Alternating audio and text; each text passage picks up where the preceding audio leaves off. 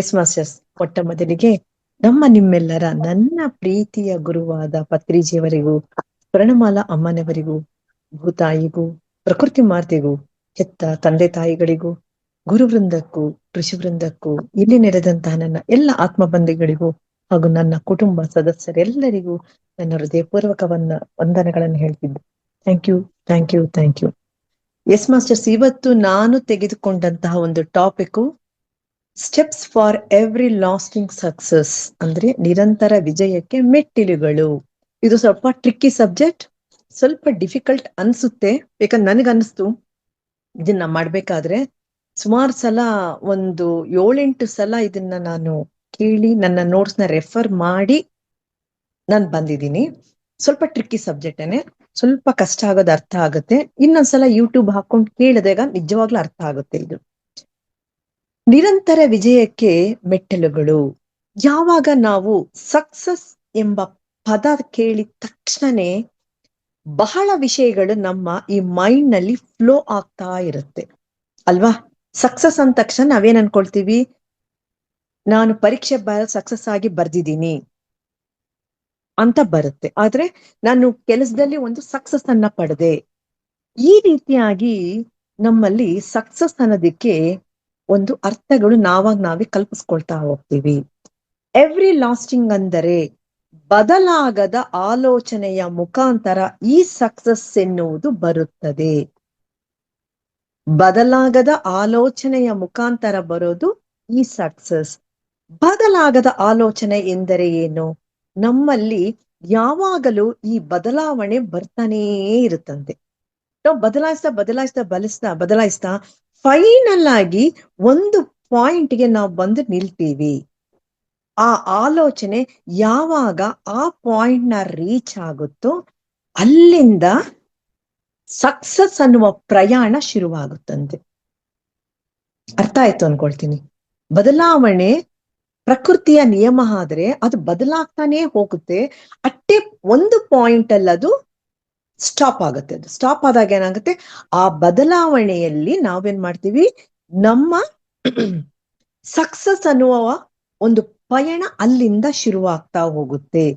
Life ಅನ್ನೋದು 100 ಅಥವಾ 200% ನಲ್ಲಿ ಕೆಲಸವನ್ನು ಮಾಡುವಷ್ಟು ಆ ಸಕ್ಸಸ್ ಅನ್ನ ನಾವು ಪಡಿತೀವಂತೆ. 100 to 200% ಸಕ್ಸಸ್ ಅನ್ನ ಪಡಿತೀವಂತೆ.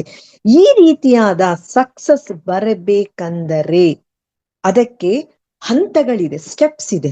ಆ ಸ್ಟೆಪ್ ನಲ್ಲಿ ನಾವು ಯಾವುದೇ ಬದಲಾವಣೆ ಇಲ್ಲದೆ ಆಲೋಚನೆಗಳು ಬರಬೇಕಾದರೆ ಕೆಲವು ಹಂತಗಳನ್ನು ನಾವು ಪಾಲಿಸಲೇಬೇಕು. ಹಾಗಾದ್ರೆ ಯಾವ್ದಪ್ಪ ಆ ಸ್ಟೆಪ್ಸ್ ಅಂತ ಹೇಳೋದಾದ್ರೆ, ಒಂದು, ರೈಸ್ ಯುವರ್ ಸ್ಟ್ಯಾಂಡರ್ಡ್, ಅಂದ್ರೆ ನಮ್ಮ ಇರುವ ಸ್ಥಿತಿಯಿಂದ ಉನ್ನತ ಸ್ಥಿತಿಗೆ ಹೋಗುವುದು, ಸೇರುವುದು. ಎರಡನೇದು, ಚೇಂಜ್ ಯುವರ್ ಲಿಮಿಟೆಡ್ ಬಿಲೀವ್ಸ್, ಅಂದ್ರೆ ನಮ್ಮನ್ನು ನಾವು ಯಾವಾಗ್ಲೂ ಕಡಿಮೆ ಒಂದು ಅಂದಾಜು ಮಾಡ್ಕೊಳ್ತಾ ಇದ್ದೀವಿ, ಅದನ್ನ ನಾವು ಚೇಂಜ್ ಮಾಡ್ಕೋಬೇಕು. ಬಿಲೋ ಆರ್ಡಿನರಿ ಆಗಿ ನೋಡುವ ನಂಬಿಕೆಯ ಸ್ಥಿತಿಯನ್ನು ನಾವು ಬದಲಾಯಿಸ್ಕೊಳ್ಬೇಕು. ನೆಕ್ಸ್ಟ್, ಮೂರನೇದು, ಚೇಂಜ್ ದ ಸ್ಟ್ರಾಟಜೀಸ್, ಅಂದ್ರೆ ಒಂದು ಬದಲಾವಣೆ ನಮ್ಮ ಜೀವನದಲ್ಲಿ ಬರಬೇಕಂದ್ರೆ ನಮಗೆ ಒಂದು ಗುರಿ ಅಂತ ಇರುತ್ತೆ ಅಲ್ವಾ? ನಾವೇನ್ ಮಾಡ್ತೀವಿ ಅಂದ್ರೆ ಗುರಿನ ಬದಲಾಯಿಸಬಾರದು, ಸ್ಟ್ರಾಟಜಿನ ಬದಲಾಯಿಸಬೇಕು. ಎಕ್ಸಾಂಪಲ್, ಈಗ ನಾನು ಶಾಲೆಯಿಂದ ಮನೆಗೆ ಹೋಗ್ಬೇಕು ಅಂತ ತಿಳ್ಕೊಳ್ಳಿ, ಆಯ್ತಾ? ನಾನು ಸಂಧಿಗಂದಿನಲ್ಲಿ ಅಥವಾ ಮೇನ್ ರೋಡ್ ಅಲ್ಲಿ ಹೇಗ್ ಬೇಕಾದ್ರೂ ಹೋಗ್ಬೋದು. That is called strategy. ಆದ್ರೆ ಮನೆಗೆ ತಲುಪ್ತೀನೋದೇನಾಗೋ ಗುರಿ. ನನ್ನ ಗುರಿ ಹಾಗೆ ಇರ್ಬೇಕು, ಸ್ಟ್ರಾಟಜಿಸ್ ನ ಬದಲಾಯಿಸಬಹುದು. ಎಷ್ಟು ಬೇಗ ನಾನು ಮನೆ ಸೇರ್ತೀನಿ ಅನ್ನೋದು ಸ್ಟ್ರಾಟಜಿನ ನಮಗ್ ನಾವೇ ಕಂಡುಕೋಬೇಕಂತೆ. ಅರ್ಥ ಆಯ್ತಲ್ವಾ? ಸ್ಟ್ರಾಟಜಿ ಅಂದ್ರೆ ಹೇಗೆ ನಮ್ಮ ಲಿಮಿಟೆಡ್ ಬಿಲೀವ್ಸ್ ನ ನಾವು ಹೇಗೆ ಚೇಂಜ್ ಮಾಡ್ಕೋಬೇಕು ಅನ್ನೋದನ್ನ. ಈ 3 ಸ್ಟೆಪ್ಗಳನ್ನ, ಮಾಡ್ಯುಲೇಷನ್ ನ ಅಂದ್ರೆ ಸಮನ್ವಯತೆಯನ್ನ ಮಾಡ್ಬೇಕಾಗುತ್ತೆ. ಹಾಗಾದ್ರೆ ಯಾವ್ಯಾವ ಏರಿಯಾನಲ್ಲಿ ಈ 3 ಸ್ಟೆಪ್ಗಳನ್ನ ನಾವು ಬದಲಾವಣೆಯನ್ನು, ಮಾಡ್ಯುಲೇಷನ್ ತರಬಹುದು ಅನ್ನೋದನ್ನ ನೋಡೋಣ. ಒಂದು, ಭೌತಿಕ ತತ್ವವನ್ನು ಜಯಿಸುವುದು, ಅಂದ್ರೆ ಇದರಲ್ಲಿ ಮಾಸ್ಟರಿಯನ್ನು ಪಡುವುದು, ನಿಪುಣತೆಯನ್ನು ಪಡುವುದು. ಎರಡನೇದು, ಎಮೋಷನಲ್ ಮಾಸ್ಟರಿ. ಮೂರನೇದು, ರಿಲೇಶನ್ಶಿಪ್ ಮಾಸ್ಟರಿ. ಅಂದ್ರೆ ಬಂಧುಗಳು, ಬಂಧುತ್ವ ಇವುಗಳನ್ನು ನಾವು ಹೇಗೆ ಜಯಿಸಿ ಜಯವನ್ನು ಪಡೆಯಬಹುದು, ಯಾವ ರೀತಿ ಜಯಿಸುತ್ತೇವೆ ಎಂಬುದನ್ನು ತಿಳಿಬೇಕಾಗತ್ತೆ. ಇದು ಮಾಸ್ಟರಿ. ಅದರಲ್ಲಿ 4ನೇದು ಫೈನಾನ್ಷಿಯಲ್ ಮಾಸ್ಟರಿ. ಅಂದ್ರೆ ಭೌತಿಕ ಭಾವನಾತ್ಮಕ ಬಂಧುತ್ವ ಎಷ್ಟು ಮುಖ್ಯನೋ ಅದೇ ರೀತಿ ಈ ಫೈನಾನ್ಷಿಯಲ್ ಕೂಡ ಬಹಳ ಬಹಳ ಮುಖ್ಯ. ನಾವು ಈ ಫೈನಾನ್ಸ್ ಅಲ್ಲಿ ನಾವು ಹೇಗೆ ನೋಡ್ತಾ ಇದ್ದೀವಿ ಅನ್ನೋದು ನಮ್ಮ ಮಾಸ್ಟರಿಯ ಮೇಲೆ ಡಿಪೆಂಡ್ ಆಗಿರುತ್ತೆ. 5ನೇಯದು ಟೈಮ್ ಮಾಸ್ಟರಿ. ಅಂದ್ರೆ ಟೈಮ್ನ, ಈ ಒಂದು ಸಮಯವನ್ನು ಹೇಗೆ ನಾವು ಯಾವ ರೀತಿಯಲ್ಲಿ ಬಳಸ್ಕೊಳ್ತಿದ್ದೀವಿ, ಅದರ ಉಪಯೋಗ ಹೇಗೆ ಮಾಡ್ಕೊಳ್ತಿದ್ದೀವಿ ಅನ್ನೋದು ಬಹಳ ಬಹಳ ಇಂಪಾರ್ಟೆಂಟ್ ಆಗುತ್ತೆ. ಈ 5 ಏರಿಯಾಗಳಲ್ಲಿ ಆ 3 ಸ್ಟೆಪ್ನ ಯಾವ ರೀತಿಯಾಗಿ ನಾವು ಬಳಸ್ಕೋಬಹುದು ಅನ್ನೋದನ್ನ ಈಗ ನೋಡೋಣ ಮಾಸ್ಟರ್ಸ್. ಈಗ ಫಸ್ಟ್ 3 ಸ್ಟೆಪ್ಸ್ ಹೇಳಿದ್ನಲ್ಲ, ಆ 3 ಸ್ಟೆಪ್ಸ್ ನ ನೋಡೋಣ. ಇರುವ ಸ್ಥಿತಿಯಿಂದ ಉನ್ನತ ಸ್ಥಿತಿಗೆ ಏರುವುದು. ನಮ್ಮ ಜೀವನವನ್ನು ನಾವು ನೋಡಿದಾಗ ನಮ್ಮಲ್ಲಿ ಒಂದು ಬದಲಾವಣೆ ಬೇಕೆಂದು ಅಂದ್ಕೊಳ್ತೀವಿ. ಈ ಮುಂಚೆ ನಮ್ಗೆ ಬದಲಾವಣೆ ಬೇಕು ಅಂತ ಯಾಕಂದ್ರೆ ಅಯ್ಯೋ ನನ್ಗೆ ಎಲ್ಲಾ ಇದೆ, ನನ್ನಲ್ಲಿ ಏನೋ ಒಂದು ಕೊರತೆ ಇದೆ ಅನ್ನೋ ಒಂದು ಭಾವನೆ ಇರ್ತಿತ್ತು ನಾವು ಮುಂಚೆ, ಅಲ್ವಾ? ಅವಾಗ ಅಲ್ಲಿ ನಮ್ಗೆ ಏನ್ ಅನ್ಸುತ್ತೆ, ಬದಲಾವಣೆ ಬೇಕು ಅಂತ ಅನ್ಸುತ್ತೆ. ಹಾಗಾದ್ರೆ ಯಾವಾಗ ಯಾವ ಭಾಗದಲ್ಲಿ ಜೀವನದಲ್ಲಿ ಸರಿ ಎಲ್ಲ ಇದ್ದಾಗ ಬದಲಾವಣೆ ಸರಿಯಾಗಿರುತ್ತಿದೆ ಅಂತ ಅಂದ್ಕೊಳ್ತೀವೋ ಆಗ ನಾವು ಮುಂದಕ್ಕೆ ಮೂವ್ ಆಗ್ತಾ ಹೋಗ್ತೀವಿ. ಎಲ್ಲಾನು ಕರೆಕ್ಟ್ ಆಗಿದೆ ಎಂದಾಗ ನಾವು ಸ್ಟೆಪ್ನ ಮುಂದೆ ಇಡ್ತಾ ಹೋಗ್ತೀವಿ. ನಮ್ಗೆ ಯಾವ ಬದಲಾವಣೆ ಬೇಕೆಂದು ಕೊಳ್ಳುತ್ತೇವೆಯೋ ಎಂಬುದು ಮೊದಲು ಅದು ನನಗೆ ಗೊತ್ತಾಗ್ಬೇಕು. ನನ್ನ ಜೀವನದಲ್ಲಿ ಎಲ್ಲಿ ನನಗೆ ಬದಲಾವಣೆ ಬೇಕು ಅನ್ನೋದು ಫಸ್ಟ್ ನನಗೆ ಗೊತ್ತಾಗ್ಬೇಕು. ಆಗ ಸೀರಿಯಸ್ ಆಗಿ ಯಾವ ಬದಲಾವಣೆ ಆಗಬೇಕು ಎಂಬುದನ್ನು ನಾನು ತಿಳ್ಕೊಳ್ತಾ ಹೋಗ್ತೇನೆ. ಉದಾಹರಣೆಗೆ, ನಿಮ್ಮ ಮನೆಯಲ್ಲಿ ಎಷ್ಟೋ ಸಾಮಾನುಗಳು ಇದೆ, ಕರೆಕ್ಟಾ? ಎಷ್ಟೊಂದು ಸಾಮಾನುಗಳಿದೆ. ಅದನ್ನ ನಾವು ಕರೆಕ್ಟಾಗಿ ಯೂಸ್ ಮಾಡ್ತಿದೀವ, ಅಥವಾ ಎಷ್ಟು ವರ್ಷ ಆಗಿ ಇನ್ನು ಮುಂದಕ್ಕೂ ನಾವು ಯೂಸ್ ಮಾಡಲ್ಲ ಅಂತ ಗೊತ್ತಿದ್ರು ಆ ಸಾಮಾನ ಇಟ್ಕೊಂಡಿರ್ತೀವಿ, ಅಲ್ವಾ? ಅಂದ್ರೆ ಲೈಫ್ ನಲ್ಲಿ ಯಾವಾಗ್ಲೂ ಯೂಸ್ ಮಾಡದೇ ಇರುವ ವಸ್ತುಗಳನ್ನು ಕೊಡಿಸುತ್ತಾ ನಾವು ಮನೆಯಲ್ಲಿ ಹಾಗೆ ಇಟ್ಕೊಂಡಿರ್ತೀವಿ. ಅಂದ್ರೆ ಈ ವಸ್ತುಗಳನ್ನ ನಾವ್ ಇಟ್ಕೊಂಡಾಗ ಏನಾಗುತ್ತೆ, ನಾವು ಆದಷ್ಟು ಪಾಸ್ಟ್ ನಲ್ಲಿ ಇರೋದಕ್ಕೆ ಸಾಧ್ಯ ಆಗಿರುತ್ತೆ. ನೀವೇನಂತೀರ, ಒಂದು ವಸ್ತು ಕ್ಷಣ ನಾನು ಇಂಥ ಟೈಮಲ್ಲಿ ಇಂಥ ಟ್ರಿಪ್ಗೆ ಹೋದಾಗ ಅಲ್ಲಿ ನಾನು ಪರ್ಚೇಸ್ ಮಾಡಿದೆ, ಅಲ್ವಾ? ಹಿಂದಕ್ಕೆ ಹೋಗ್ತಾ ಇರತ್ತೆ, ಪಾಸ್ಟ್ ಲೈಫಲ್ಲಿ ಇರ್ತೀವಿ. ಅಂದ್ರೆ ಏನ್ ಮಾಸ್ಟರ್ಸ್ ಇಲ್ಲ ಅರ್ಥ ಅಂದ್ರೆ, ನಾವ್ ಎಷ್ಟು ಪಾಸ್ಟ್ ಅಲ್ಲಿ ಇರ್ತೀವೋ ಪ್ರೆಸೆಂಟ್ ಅಲ್ಲಿ ಬರ್ಬೇಕು ಅಂದ್ರೆ ಅಷ್ಟು ಸಮಯವನ್ನು ನಾವು ತೆಗೆದುಕೊಳ್ತೀವಿ. ಅರ್ಥ ಆಯ್ತಲ್ವಾ? ಆ ವಸ್ತುಗಳು ನಮ್ಮನ್ನ ಗತವನ್ನು ಜ್ಞಾಪಿಸ್ತಾ ಇರುತ್ತೆ. ಯಾವಾಗ್ಲೂ ಪ್ರೆಸೆಂಟ್ ಅಲ್ಲಿ ಇರೋದಕ್ಕೆ ಬಿಡೋದಿಲ್ಲ ಆ ವಸ್ತುಗಳು ನಮ್ಮನ್ನ. ನಾವು ಟಕ್ ಅಂತ ಹೇಳ್ಬಿಡ್ತೀವಿ, ನಾ ಆ ಟ್ರಿಪ್ಗೆ ಹೋಗಿದ್ದೆ, ಅಲ್ಲಿ ಹೋಗಿದ್ದೆ, ನಮ್ಮ ಅಕ್ಕನ ಮನೆಗೆ ಹೋಗಿದ್ದೆ, ಅವ್ರ ಮದ್ವೆನಲ್ಲಿ ತಗೊಂಡೆ ಅಂತ ಟಕ್. ಅಂದ್ರೆ ಏನು, ನಮ್ಮಲ್ಲಿ ಇನ್ನೂ ಆ ಗತದ ನೆನಪುಗಳು ಇನ್ನು ನಮ್ಮ ಒಳಗಡೆ ಇದೆ. ಅದರಿಂದ ಬಿಡಿಸ್ಕೊಂಡು ಪ್ರೆಸೆಂಟ್ ಬರ್ಬೇಕು ಅಂತದ್ದು, ಅಲ್ಲಿ ನಾವು ಬದಲಾವಣೆಯನ್ನು ತರಬೇಕು, ಅಲ್ವಾ? ಇಲ್ಲಿ ಆ ವಸ್ತುಗಳ ನೆನಪಿಗೆ ಪಾಸ್ಟ್ ಅನ್ನೋದು ಮೊದಲು. ಇಲ್ಲಿ ನಾವು ನಮ್ಮ ಸ್ಟ್ರಾಟಜಿಯನ್ನ ಹೇಗೆ ನಾವು ಬದಲಾವಣೆ ಮಾಡ್ಬೇಕು, ಬೆಟರ್ ಆಗಿರಬೇಕು ಅಂತ ನಾವು ನೋಡ್ಬೇಕು. ಹಾಗಾಗಿ ಒಂದು ಲಿಸ್ಟ್ ನಾವು ಮಾಡ್ಕೋಬೇಕಂತೆ. ಅನವಶ್ಯಕವಾದ ವಿಷಯವನ್ನು ತೆಗೆದು ಹಾಕುವುದು. ಯಾವ ಕಾರ್ನರ್ ಅನ್ನು ಕೆಲಸಕ್ಕೆ ಬಾರದೆ ಖಾಲಿ ಸ್ಥಳ ಅಂತ ನಾವ್ ಇಟ್ಕೊಂಡಿರ್ತೀವೋ ಅದನ್ನ ನಾವು ಹೇಗೆ ಡೈನಾಮಿಕ್ ಆಗಿ ಅಲಂಕಾರ ಮಾಡಬಹುದು ಅನ್ನೋದನ್ನ ನಾವು ಸೂಕ್ಷ್ಮವಾಗಿ ಗಮನಿಸಿ ಅದರಲ್ಲಿ ನಮ್ಮನ್ನ ನಾವು ತೊಡಗಿಸ್ಕೋಬೇಕಂತೆ. ಇರುವ ಸ್ಥಿತಿಯಿಂದ ಉನ್ನತ ಸ್ಥಿತಿಗೆ ಹೋಗಬೇಕಂದರೆ ಉನ್ನತ ಸ್ಥಿತಿ ಹೇಗಿರಬೇಕು ಅದು ಇನ್ನು ನನ್ನ ಕೈಯಲ್ಲಿ ಬರ್ಸಲ್ ಆಗೋದೇ ಇಲ್ಲ ಅಂತ ಯಾವ ವಿಷಯಗಳಲ್ಲಿ ನಾವು ಅಂದ್ಕೊಳ್ತೀವೋ ಆ ವಿಷಯಗಳನ್ನ ನಾವು ಫಸ್ಟ್ ಕ್ಲಿಯರ್ ಮಾಡ್ತಾ ಹೋಗ್ಬೇಕಂತೆ. ನನ್ ಕೈಲಿ ಆಗಲ್ಲಪ್ಪ ಇದು ಅಂದಾಗ ಫಸ್ಟ್ ಅದನ್ನ ನಾವು ಕ್ಲಿಯರ್ ಮಾಡ್ಬೇಕು. ಎಲ್ಲ ಒಳಗಡೆ ಇಟ್ಕೊಂಡಿದ್ರೆ ಏನಾಗುತ್ತೆ, ಸರ್ಪ್ರೈಸ್ ಆಗುತ್ತೆ, ನಮ್ಗೆ ಭಾವನೆಗಳೆಲ್ಲ ಸರ್ಪ್ರೈಸ್ ಆಗ್ತಾ ಹೋಗುತ್ತೆ. ಅದಕ್ಕೆ ಅದರಿಂದ ನಾವು ಹೊರಗಡೆ ಬರೋದಕ್ಕೆ ಸಾಧ್ಯ ಆಗಲ್ಲ. ಅದನ್ನ ನಾವು ಫಸ್ಟ್ ಕ್ಲಿಯರ್ ಮಾಡ್ಕೊಳ್ತಾ ಹೋಗ್ಬೇಕು. ಫಾರ್ ಎಕ್ಸಾಂಪಲ್, ಈಗ ನಾನು ಒಂದು ಉದ್ಯೋಗಸ್ಥರಿ, ನಾನೊಂದು ಉದ್ಯೋಗದಲ್ಲಿ ಕಂಪನಿನಲ್ಲಿ ಕೆಲಸ ಮಾಡ್ತಿದ್ದೀನಿ ಅಂದ್ರೆ ನಾನು ಚೇಂಜ್ ಮಾಡ್ಬೇಕು ಉದ್ಯೋಗವನ್ನು, ಬೇರೆ ಕಂಪನಿಗೆ ಹೋಗ್ಬೇಕು ಅಂದ್ರೆ ಫಸ್ಟ್ ನಾವೇನ್ ಅನ್ಕೋಬೇಕು, ಆ ಹೊಸ ಕೆಲಸದಲ್ಲಿ ಹೋಗ್ಬೇಕಂದ್ರೆ ಮೊದಲು ಬದಲಾವಣೆ ನಾನು ಯಾಕೆ ಮಾಡ್ಕೊಳ್ತಾ ಇದ್ದೀನಿ ಅಂದ್ರೂ ಒಂದು ಕನ್ಫರ್ಮೇಶನ್ ನನಗ್ ಬರ್ಬೇಕು. ಈ ಹಳೆ ಕಂಪನಿಯಲ್ಲಿ ಯಾವುದಿಲ್ಲ, ಹೊಸ ಕಂಪನಿಯಲ್ಲಿ ಯಾವ್ದು ಇದಕ್ಕಿಂತ ಬೆಟರ್ ಆಗಿದೆ. ಫಾರ್ ಎಕ್ಸಾಂಪಲ್, ಅಲ್ಲಿ ಅವಕಾಶಗಳು ಇಲ್ಲಿ ಕಡಿಮೆ ಇದೆ ಹಳೆ ಕಂಪನಿನಲ್ಲಿ, ಹೊಸ ಕಂಪನಿನಲ್ಲಿ ಬೇರೆ ಬೇರೆ ಹೊಸ ಹೊಸ ಅವಕಾಶಗಳು ನನಗಿದೆ, ಹಾಗಾಗಿ ನಾನು ಹೊಸ ಕಂಪನಿಗೆ ಮೂವ್ ಆಗ್ತಿದ್ದೀನಿ ಅನ್ನೋ ಒಂದು ಕನ್ಫರ್ಮೇಶನ್ ನನಗೆ ನಾನೇ ತಗೋಬೇಕು. ಅಲ್ಲ ಅಂದ್ರೆ ಇನ್ನು ಕೆಲವಂದ್ರೆ ಈ ಹಳೆ ಆಫೀಸ್ಗಿಂತ ಹೊಸ ಆಫೀಸ್ನಲ್ಲಿ ನನಗೆ ಒಳ್ಳೆ ಸ್ಯಾಲ್ರಿ ಇದೆ, ಅದಕ್ಕೋಸ್ಕರ ನಾನು ಹೋಗ್ತಿದ್ದೀನಿ ಅಂತ ನಾವು ಒಂದು ಕ್ಲಾರಿಟಿಯನ್ನ ನಾವು ತಗೋಬೇಕಾಗುತ್ತೆ.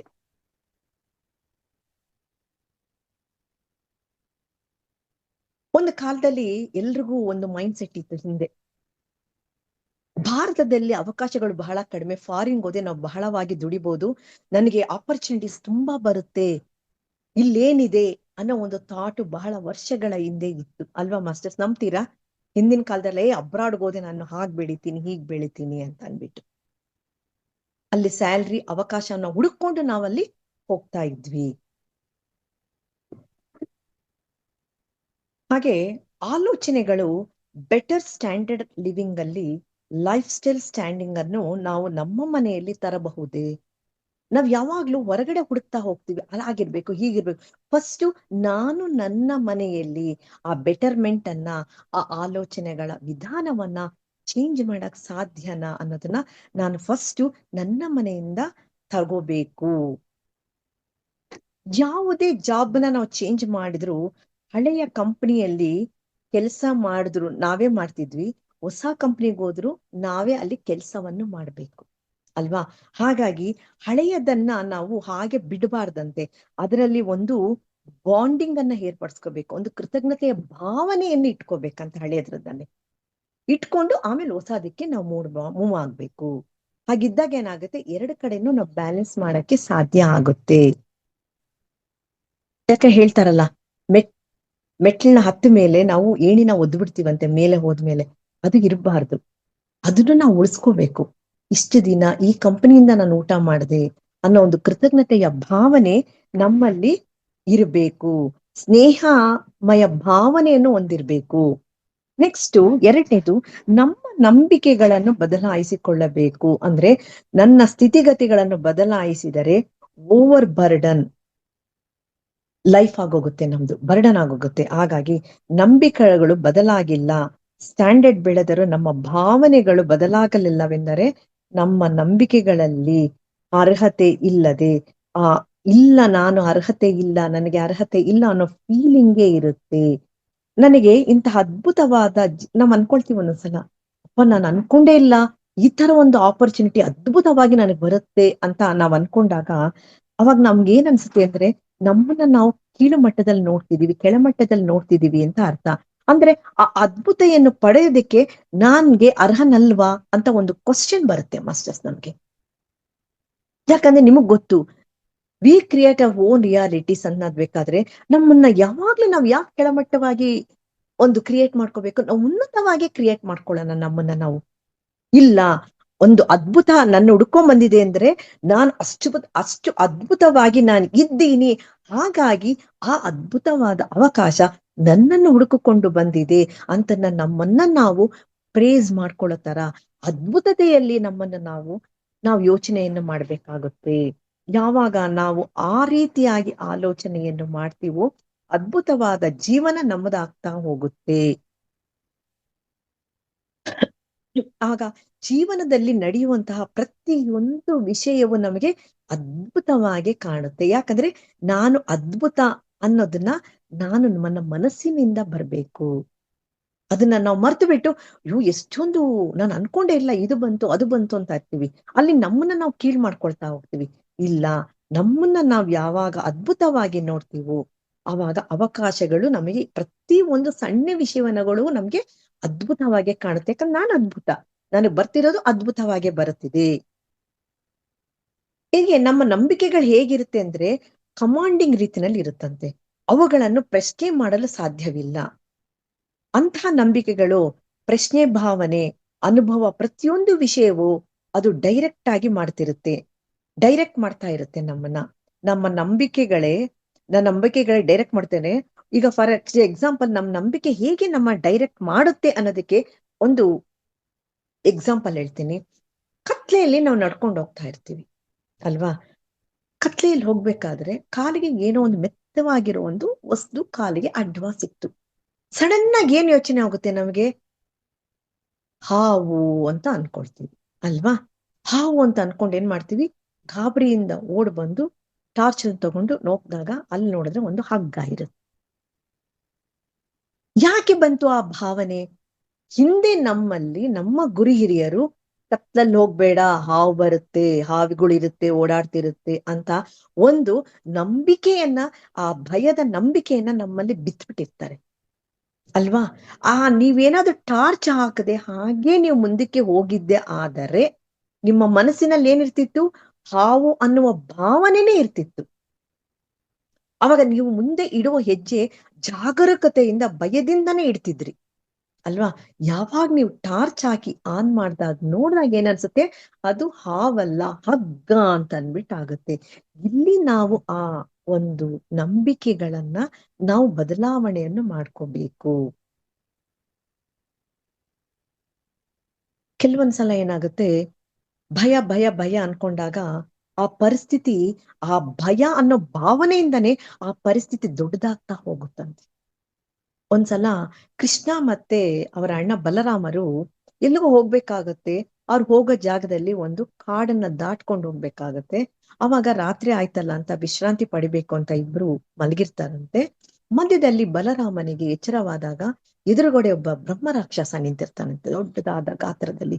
ಅವ್ರಿಗೆ ತುಂಬಾ ಭಯ ಆಗಿ ಕೃಷ್ಣನನ್ನೇ ಎಬ್ಬರ್ತಾನೆ. ಕೃಷ್ಣ ಕೃಷ್ಣ ಎದ್ದೋಳು ಎದ್ದೋಳು, ರಾಕ್ಷಸ ಇದ್ದಾನೆ, ಎದ್ದೋಳು ಎದ್ದೋಳು ಅಂದಾಗ ಇವ್ರು ಎಷ್ಟು ಸಲ ಕೃಷ್ಣ ಎದ್ದೋಳು ಎದ್ದೋಳು ಅಂದಾಗೆಲ್ಲ ಆ ಒಂದು ರಾಕ್ಷಸನ ರೂಪ ದೊಡ್ಡದಾಗ್ತಾ ಹೋಗುತ್ತಂತೆ.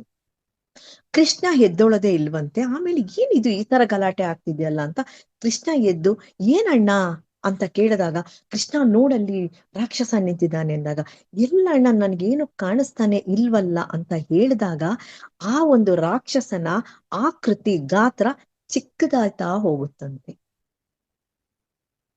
ಅವ್ರಿಗೆ ಎಷ್ಟು ಸಲ ನನಗೆ ಕಾಣಿಸ್ತಿಲ್ಲ ಅಂದಾಗೆಲ್ಲ ನಾನು ಆ ಆಕೃತಿ ಚಿಕ್ಕದಾಗ್ತಾ ಹೋಗುತ್ತೆ. ಇಲ್ಲಿ ಅರ್ಥ ಮಾಡ್ಕೊಳ್ಬೇಕು, ಯದ್ಭಾವಂ ತದ್ಭವತಿ. ಅರ್ಥ ಆಯ್ತಲ್ಲ? ನೋಡಿದ್ರ ನಮ್ಮ ಬಿಲೀಫ್ ಸಿಸ್ಟಮ್ಸ್ ಹೇಗಿರುತ್ತೆ ಅಂತ ಅನ್ಬಿಟ್ಟು. ಇನ್ನೂ ಒಂದು ಇದು ಪಾಸಿಟಿವ್ ವೇನಲ್ಲಿ ಹೇಗೆ ಅಂತಂದ್ರೆ, ಈಗ ಮನೇಲಿ ನಾನು ಒಬ್ಳೇ ಇದ್ದೀನಿ, ಭಯ ಆಗುತ್ತೆ ಅಂತ ಅನ್ಕೊಳ್ಳೋದಕ್ಕಿಂತ ಬದಲಾಗಿ, ಓಕೆ ಅಟ್ಲೀಸ್ಟ್ ಯಾರು ಇಲ್ಲ, ಅಟ್ಲೀಸ್ಟ್ ಆ ಭಯನಾದ್ರೂ ನನ್ ಜೊತೆ ಇದೆಯಲ್ಲ ಅಂತ ಒಂದು ಥಾಟ್ನ, ಆಲೋಚನೆಯನ್ನ ಬದಲಾವಣೆ ನೀವು ಮಾಡ್ಕೊಂಡಾಗ ಏನಾಗುತ್ತೆ? ಆ ಭಯದ ಎನರ್ಜಿ ಕಡಿಮೆ ಆಗ್ತಾ ಹೋಗುತ್ತೆ ನಮ್ಮಲ್ಲಿ. ಕರೆಕ್ಟ್ ಅಲ್ವಾ ಮಾಸ್ಟರ್ಸ್? ಯಾವಾಗ ಭಯ ಆದ್ರೆ ನನ್ ಜೊತೆ ಇಲ್ಲಿ ಇದೆಯಲ್ಲ ಅಂತ ಅನ್ಕೊಂಡಾಗ ಏನಾಗುತ್ತೆ? ಆ ಭಯದ ಎನರ್ಜಿ ಕಡಿಮೆ ಆಗ್ತಾ ಹೋಗುತ್ತೆ. ಈ ರೀತಿಯಾದ ನಾವು ನಮ್ಮ ಆಲೋಚನೆಗಳ ಅಂದ್ರೆ ಬಿಲೀವ್ ಸಿಸ್ಟಮ್ನ ಕೆಲವನ್ನು ನಾವು ಚೇಂಜ್ ಮಾಡ್ಕೊಳ್ತಾ ಹೋಗ್ಬೇಕು.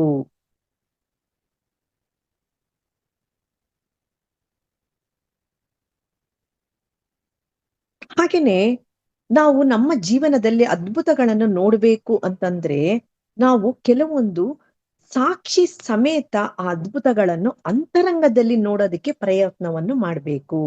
ಅದು ಒಳಗಿನಿಂದ ಒಳಗೆ ಹೋಗಲು ಸಾಧ್ಯವಾಗುತ್ತಾ? It will always help you. ನಮ್ಮನ್ನು ನಾವು ಕಡಿಮೆ ಮಾಡಿಕೊಳ್ಳದೆ ಆಲೋಚನೆ ಇದ್ದರೆ ಯಾವಾಗ ಅದನ್ನು ಪ್ರಶಂಸೆಯ ಸ್ಥಿತಿಯಲ್ಲಿ, ಪಾಸಿಟಿವ್ ಎಂಪವರಿಂಗ್ ನಲ್ಲಿ ನಂಬಿಕೆಯಿಂದ ಕೂಡಿರುತ್ತಾರೋ, ನನಗೆ ಭಯ ಅನ್ನೋದು ಏನು ಮಾಡಲ್ಲ ಅನ್ನೋ ಒಂದು ಭಾವನೆ ನನ್ನಲ್ಲಿ ಬರುತ್ತೆ. ಮತ್ತೆ ಹಾಗೇನೆ ನಾವೇನ್ ಮಾಡ್ತೀವಿ?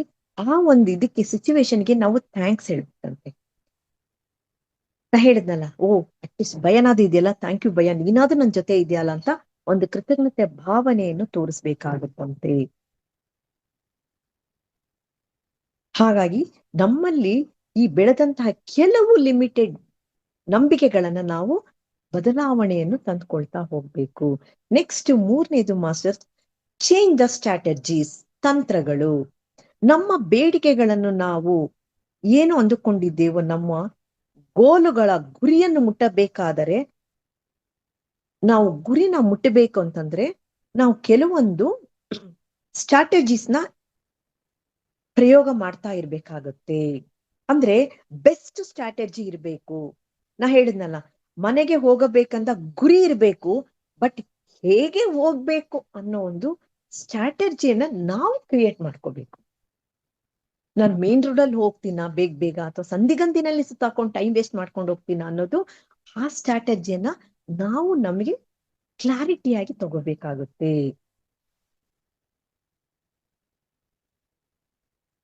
ಮತ್ತೆ ಇನ್ನೊಂದೇನಪ್ಪಾ ಅಂದ್ರೆ ನಾವು ಹೋಗೋ ಇದ್ರಲ್ಲಿ ನಮ್ಮ ಗುರಿ ಬದಲಾಗಬಾರ್ದು, ಬೆಟರ್ ಆಗಿರುವಂತ ಸ್ಟ್ರಾಟಜಿನ ನಾವು ಚೇಂಜ್ ಮಾಡ್ತಾ ಹೋಗ್ಬೋದು. ಇನ್ನೊಂದು, ಆಲ್ವೇಸ್ ಸೇ ಎಸ್. ನಾವು ಪ್ರತಿಯೊಂದು ವಿಷಯಕ್ಕೂ ನಾವು ಎಸ್ ಹೇಳ್ತಾ ಹೋಗ್ಬೇಕು, ಪ್ರತಿಯೊಂದು ವಿಷಯಕ್ಕೂ. ಯಾಕಂದ್ರೆ ನಮಗ್ ಗೊತ್ತಿದೆ ನಮ್ಗೇನ್ ಬೇಕು ಏನು ಬೇಡ ಅಂತ.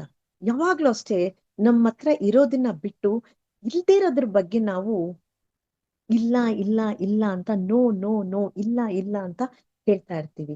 ಯಾವಾಗ ನಾವು ಪ್ರತಿಯೊಂದಕ್ಕೂ ಎಸ್ ಎಸ್ ಅಂತ ಹೇಳ್ತೀವೋ, ಅದು ಏನಾಗುತ್ತೆ ಅಂತಂದ್ರೆ ನಮ್ಮ ಕಣ ಕಣದಲ್ಲೂ ಆ ಎಸ್ ಅನ್ನುವ ಒಂದು ಭಾವನೆ ಅಥವಾ ಮಂತ್ರ ನಮ್ಮ ಲೈಫ್ ನಲ್ಲೂ ಕಣ ಕಣದಲ್ಲಿ ಸೇರು ನಮ್ಮ ಲೈಫ್ ನಲ್ಲೂ ಅದೇನೆ ಬರ್ತಾ ಇರುತ್ತೆ. ಫಾರ್ ಎಕ್ಸಾಂಪಲ್, ಲೈಫ್ ನಲ್ಲಿ ನೀವು ಬಿಸ್ನೆಸ್ ಮಾಡ್ಕೊಬೇಕು ಅಂದಾಗ ನಮ್ಮ ಹತ್ತಿರ ಇನ್ನೊಬ್ರು ಯಾರಾದ್ರೂ ವ್ಯಕ್ತಿಗಳು ಬಂದಾಗ ನಮ್ಗೆ ಏನ್ ಅನ್ಸುತ್ತೆ, ಅಯ್ಯೋ ನಾನು ಈ ಬಿಸ್ನೆಸ್ ಮಾಡ್ತೀನಿ, ಅವರು ಒಪ್ಕೋಬೇಕಪ್ಪ ಇದನ್ನ, ಒಂದು ವಸ್ತುನ ನಾನು ಸೇಲ್ ಮಾಡ್ಕೊಂಡು ಅವ್ರು ತಗೋಬೇಕಪ್ಪ ಇದನ್ನ ಅಂತ ಅನ್ಕೊಂಡಾಗ, ಫಸ್ಟ್ ಆ ಎಸ್ ಅನ್ನೋ ಕ್ವಾಲಿಟಿ ನನ್ನಲ್ಲಿ ನಾನು ಡೆವಲಪ್ ಮಾಡ್ಕೋಬೇಕು. ಯಾವಾಗ ನನ್ನಲ್ಲಿ ಈ ಎಸ್ ಅನ್ನೋ ಭಾವನೆ ಡೆವಲಪ್ ಆಗುತ್ತೋ, ಆಟೋಮೆಟಿಕ್ ಆಗಿ ಎದುರಿನ ವ್ಯಕ್ತಿನಲ್ಲೂ ಕೂಡ ಆ ಎಸ್ ಅನ್ನುವ ಭಾವನೆ ಬರುತ್ತೆ. ಸ್ಟ್ರಾಟಜಿನ ಪ್ಲಾನ್ ಅಂತಾನು ಕರಿತೀವಿ. ನಾವು ಮಾಡ್ಕೊಳ್ಳುವಂತಹ ಪ್ಲಾನ್ ಏನಾಗಿರ್ಬೇಕು, ಸಕ್ಸಸ್ಫುಲ್ ಆಗಿ ಪರ್ಫೆಕ್ಟ್ ಆಗಿ ಆಗ್ಬೇಕು ಅಂದ್ರೆ ನಾವು ಸ್ಟ್ರಾಟಜಿನ ಬಹಳ ಪಾಸಿಟಿವ್ ವೇನಲ್ಲಿ ನಾವು ಸ್ಟ್ರಾಟಜಿನ ಮಾಡ್ಕೋಬೇಕು, ತಂತ್ರಗಳನ್ನ ಮಾಡ್ಕೋಬೇಕು. ಬಟ್ ಗುರಿ ಮಾತ್ರ ಚೇಂಜ್ ಮಾಡಕ್ ಹೋಗ್ಬಾರ್ದು, ಒಂದೇ ಗುರಿ ಅಲ್ಟಿಮೇಟ್. ನೆಕ್ಸ್ಟ್, ಈ 3 ಪಾಯಿಂಟ್ಗಳಲ್ಲಿ 5 ಏರಿಯಾಗಳಲ್ಲಿ ನಾವು ಅಪ್ಲೈ ಮಾಡ್ತಾ ಹೋಗ್ಬೋದು. ನಾನು ಆವಾಗ್ಲೇ ಹೇಳಿದೆ 5 ಏರಿಯಾ. ಯಾವ್ದಪ್ಪ ಅದು ಅಂದ್ರೆ, ಭೌತಿಕ ತತ್ವದಲ್ಲಿ ಮಾಸ್ಟರಿ. ಮಾಸ್ಟರಿ ಅಂತಂದ್ರೆ ಏನು, ನಾವು ಅದರಲ್ಲಿ ಪರಿಣಿತಿಯನ್ನು ಹೊಂದೋದು ಮಾಸ್ಟರಿ ಅಂದ್ರೆ. ಈಗ ಬೆಳಿಗ್ಗೆ ಭೌತಿಕ ತತ್ವ ಅಂತಂದ್ರೆ ಯಾವ್ದ್ಯಾವ್ದು ಅಂತ ನೋಡೋಣ. ಈಗ ನಾವು ಬೆಳಿಗ್ಗೆ ಬೆಡ್ಡಿಂದ ಎದ್ದ ತಕ್ಷಣನೇ ನಮ್ಮ ಆಲೋಚನೆ ಹೇಗಿರುತ್ತೆ, ಅಪ್ಪ ಇವತ್ತು ನಾನು ಅದೇ ಕೆಲಸ ಹೋಗ್ಬೇಕಾ ಆಫೀಸ್ಗೆ ಅಂತ ಗೊಣಕ್ಕೊಂಡು ಎದ್ದೊಳ್ತೀವ, ಅಥವಾ ಎಸ್ ಈ ಒಂದು ದಿನ ಹೊಸದಾಗಿ ಬಂದಿದೆ, ಇವತ್ ನಾನು ಹೊಸದಾಗಿ ಏನಾದ್ರೂ ಸಾಧನೆಯನ್ನು ಮಾಡಬೇಕು ಅಂತ ಒಂದು ಲವಲವಿಕೆಯ ಒಂದು ಆಲೋಚನೆ ಬಂದಿದೆಯಾ, ಅಥವಾ ನಾನು ಸೋಮಾರಿಯಾಗಿಯೋ ಅದೇ ಅಡಿಗೆ ಅದೇ ಟಿಫನ್ ಮಾಡ್ಬೇಕಲ್ಲಪ್ಪ ಅಂತ ಸೋಮಾರಿತನದಿಂದ ಏನಾದ್ರೂ ಆಲೋಚನೆ ಬಂದಿರ್ತಿದ್ಯಾ ಅನ್ನೋದನ್ನ ಫಸ್ಟ್ ನಿಮಗೆ ನೀವು ಒಂದು ಪ್ರಶ್ನೆಯನ್ನು ಹಾಕಿಕೊಳ್ಳಿ ಮಾಸ್ಟರ್ಸ್. ಆ ದಿನವನ್ನು ನಾವು ಎಷ್ಟು ಆನಂದಮಯವಾಗಿ ಸ್ವೀಕರಿಸ್ತೀವಿ, ಯಾವ ಪಾಯಿಂಟ್ ನಲ್ಲಿ ನಾನು ಎಸ್ ಅನ್ನೋದನ್ನ 10% ಕೊಡ್ತೀನೋ 100% ಕೊಡ್ತೀನೋ ಅನ್ನೋದನ್ನ ನಾವು ನಮಗೆ ನಾವು ಗಮನ ಹರಿಸ್ಕೋಬೇಕು. ಬೇರೆ ಯಾರು ಗಮನ ಹರಿಸಕ್ ಸಾಧ್ಯ ಇಲ್ಲ. ನೆಕ್ಸ್ಟ್, ಈ ಭೌತಿಕ ಶರೀರ ನಾವೇನ್ ಮಾಡಿದೀವಿ ಈ ನಡುವೆ, ಈ ಆಧ್ಯಾತ್ಮಿಕ ಬಂದ್ಮೇಲೆ ನಾನು ದೇಹ ಅಲ್ಲ ನಾನು ಆತ್ಮ ಅಂತ ಅನ್ಕೊಂಡ್ಬಿಟ್ಟಿರ್ತೀವಿ. ಹಾಗನ್ಬಿಟ್ಟು ಈ ಭೌತಿಕ ದೇಹವನ್ನ ನಾವು ಕಡೆಗಣಿಸ್ತಾ ಬರ್ತಿದ್ದೀವಿ ಅಲ್ವಾ. ಆದ್ರೆ ಈ ಭೌತಿಕ ಶರೀರಕ್ಕೆ ಇದಕ್ಕೆ ನಾವು ಎಷ್ಟು ಪ್ರಾಮುಖ್ಯತೆಯನ್ನು ಕೊಡ್ತಿದ್ದೀವಿ. ಯಾಕಂದ್ರೆ ಈ ಭೌತಿಕ ಶರೀರ ಬಹಳ ಅತ್ಯದ್ಭುತವಾದದ್ದು. ಇದು ಜ್ಞಾನ, ಇಂಟೆಲಿಜೆನ್ಸ್ ನಿಂದ ಕೂಡಿದೆ. ಈ ದೇಹಕ್ಕೆ ನಾವು ಯಾವಾಗ್ಲೂ ನಮ್ಮ ಮನಸ್ಸಿಗೆ ನಾವು ಟ್ರೈನ್ ಮಾಡ್ಬೇಕು. ಯಾಕಂದ್ರೆ ಆಲೋಚನೆಗಳು ಬರ್ತೀವಿ, ನಾವು ಟ್ರೈನ್ ಮಾಡ್ತೀವಿ. ಆದ್ರೆ ಈ ದೇಹಕ್ಕೆ ನಾವು ಟ್ರೈನ್ ಮಾಡುವ ಅವಶ್ಯಕತೆ ಇಲ್ಲ, ಅಷ್ಟು ಇಂಟೆಲಿಜೆನ್ಸ್ ಈ ದೇಹ. ಈಗ ಎಕ್ಸಾಂಪಲ್, ನೀವು ಊಟ ಮಾಡಾದ್ಮೇಲೆ ನೀವು ಜೀರ್ಣಾಂಗಕ್ಕೆ ನಾನು ಊಟ ಮಾಡಿದೀನಿ, ನೀನ್ ಜೀರ್ಣ ಮಾಡೋ ಅನ್ನೋ ಪ್ರಮೇಯ ಬರೋದೇ ಇಲ್ಲ. ನಾನು ಮಲಗ್ತಾ ಇದ್ದೀನಿ, ನಾನು ಮಲಗಿ ಎದ್ದಿದ್ದೀನಿ, ನೀನೀಗ ಹೃದಯ ಪಂಪ್ ಮಾಡು ಅಂತ ಹೇಳೋ ಪ್ರಮೇಯ ಇಲ್ಲ. ಆ ಅವಯವಗಳು ನಮ್ಮ ದೇಹದಲ್ಲಿ ಏನಿದೆಯೋ ಆ ಅವಯವಗಳು ಪ್ರತಿಯೊಂದು ತನಗೆ ತಾನು, ಯಾರು ಹೇಳಿ ಯಾರು ಬಿಡ್ಲಿ, ಅವರ ಕೆಲಸವನ್ನು ಅದು ಮಾಡ್ತಾ ಹೋಗ್ತಾ ಇದೆ. ಅಂದ್ರೆ ಅಷ್ಟು ಇಂಟೆಲಿಜೆನ್ಸ್ ಆ ಅವಯವಗಳಿಗಿದೆ. ಅಂತ ಅವಯವಗಳಿಗೆ ನಾವು ಯಾವ ರೀತಿಯ ಕೃತಜ್ಞತೆಯನ್ನು ನಾವು ತೋರಿಸ್ತಾ ಇದ್ದೀವಿ ಅಲ್ವಾ? ಯಾವ ರೀತಿ ತೋರಿಸ್ತಿದೀವಿ? ಈ ದೇಹ ಅನ್ನೋ ಅದ್ಭುತ ದೇಹಕ್ಕೆ ನಾವು ಏನ್ ಮಾಡ್ತಾ ಇದ್ದೀವಿ? ಯಾವಾಗ್ಲೂ ಈ ದೇಹನ ನಾವು ಮೂಮೆಂಟ್ ಅಲ್ಲಿ ಇಡಬೇಕು. ಈಗ ನೀವೆಲ್ಲಾನು ಬ್ಯೂಟಿಫುಲ್ ಆಗಿ ಯೋಗ ಮಾಡ್ಕೊಂಡ್ ಬಂದ್ ಕೂತಿದ್ದೀರಾ. ಯಾಕೆ? ನಮ್ಮ ದೇಹಕ್ಕೆ ಮೂಮೆಂಟ್ ಬೇಕು. ಬರೀ ನಾವು ಕುತ್ಕೊಂಡ್ಬಿಟ್ರೆ ಮೂಮೆಂಟ್ ಇರಲ್ಲ ಮಾಸ್ಟರ್ಸ್. ಯಾವಾಗ ಬಾಡಿ ಫ್ಲೆಕ್ಸಿಬಲ್ ಆಗಿರುತ್ತೋ ನಿಮ್ಮ ಮೈಂಡ್ ಕೂಡ ಅಷ್ಟೇ ಫ್ಲೆಕ್ಸಿಬಲ್ ಆಗಿರುತ್ತೆ. ಅದನ್ನ ಎಲ್ಲ ತಿಳ್ಕೊಂಬೇಡಿ. ಅದಕ್ಕೇನೆ ಯೋಗ ಮತ್ತೆ ಧ್ಯಾನ ಪ್ರತಿಯೊಬ್ಬ ಮನುಷ್ಯನಿಗೂ ಅವಶ್ಯಕವಾಗಿ ಬೇಕು. ಯಾಕಂದ್ರೆ ನಮ್ಮ ಬಾಡಿ ಮೂಮೆಂಟ್ ಅಲ್ಲಿ ಇರಬೇಕು. ಮತ್ತೆ ಇನ್ನೊಂದು, ಈ ಭೌತಿಕ ತತ್ವದಲ್ಲಿ ಮತ್ತೊಂದು ಪಾಯಿಂಟ್, ನಾವು ಆಹಾರವನ್ನು ತೆಗೆದುಕೊಳ್ತಾ ಇದ್ದೀವಿ. ಯಾವ ರೀತಿಯಾದ ಆಹಾರವನ್ನು ನಾವು ಸೇವಿಸ್ತಾ ಇದ್ದೀವಿ? ಸೇವಿಸ್ಬೇಕಾದ್ರೆ ಯಾವ ಫೀಲಿಂಗ್ ನನ್ನಲ್ಲಿ ಇದೆ? ಇಲ್ಲ ಟಿವಿ ನೋಡ್ತಿದೀವ, ಮೊಬೈಲ್ ನೋಡ್ತಿದೀವ, ಪುಸ್ತಕ ಓದ್ತಿದೀವ, ಇಲ್ಲ ಆಹಾರವನ್ನು ಎಂಜಾಯ್ ಮಾಡ್ಕೊಂಡು ತಿಂತಿದೀವ? ನಾನು ಈ ಮುಂಚೆ ನಿಮ್ಗೆ ಮಾಡಿದ್ದೆ ಅನ್ಸುತ್ತೆ, ಮೈಂಡ್ಫುಲ್ ಈಟಿಂಗ್ ಅಂತ ಅಂದ್ಬಿಟ್ಟು. ಅದರಲ್ಲಿ ಎಲ್ಲಾ ವಿಷಯಗಳು ಬರುತ್ತೆ. ಇದನ್ನು ಕೂಡ ನಮಗೆ ನಾವು ಅಬ್ಸರ್ವ್ ಮಾಡ್ಕೋಬೇಕಾಗುತ್ತೆ ಮಾಸ್ಟರ್ಸ್. ಮತ್ತೆ ನಮ್ಮ ಮನೇಲಿರುವ ವಸ್ತುಗಳು, ಪ್ರತಿಯೊಂದು ವಸ್ತುವಿಗೂ ಒಂದು ಸ್ಟೋರಿ ಇರುತ್ತೆ, ಹಳೆ ಸ್ಟೋರಿಗಳು ಅಲ್ವಾ? ನಾವೇನ್ ಮಾಡ್ತೀವಿ, ಆ ಸ್ಟೋರಿಗಳ ಹಿಂದೆ ನಾವು ಹೋಗ್ಕೊಂಡು ಪ್ರೆಸೆಂಟ್ ಮೂಮೆಂಟ್ ನಾವು ಮರ್ತು ಬಿಡ್ತೀವಿ, ಮುಂಚೆನೆ ಹೇಳಿದ್ವಿ. ಮತ್ತೆ ಮನೆಯಲ್ಲಿ ನಿತ್ಯ ಬಳಸುವ ವಸ್ತುಗಳು ಅಲ್ಲದೆ ಬಳಸದೇ ಇರುವಂತಹ ವರ್ಷಾನ್ಗಟ್ಲೆ ಅದು ಮುಂದಕ್ಕೂ ನಮ್ಗೆ ಯೂಸ್ ಆಗಲ್ಲ ಅಂತ ಗೊತ್ತಿದ್ರು ಆ ವಸ್ತುಗಳನ್ನ ಇಟ್ಕೊಂಡಿರ್ತೀವಿ. ಅದರೊಂದಿಗೆ ನಮ್ಮ ಬಾಂಧವ್ಯತೆ ಇದೆಯಾ, ಅಥವಾ ಅಡಿಕ್ಟ್ ಆಗಿದೀವ ಆ ವಸ್ತುಗಳಿಗೆ, ಅಥವಾ ಎಮೋಷನ್ ಅಟ್ಯಾಚ್ಮೆಂಟ್ ಇದೆಯಾ ಅಂತ ನಾವು ನಮ್ಮನ್ನ ಪ್ರಶ್ನೆ ಮಾಡ್ಕೋಬೇಕು.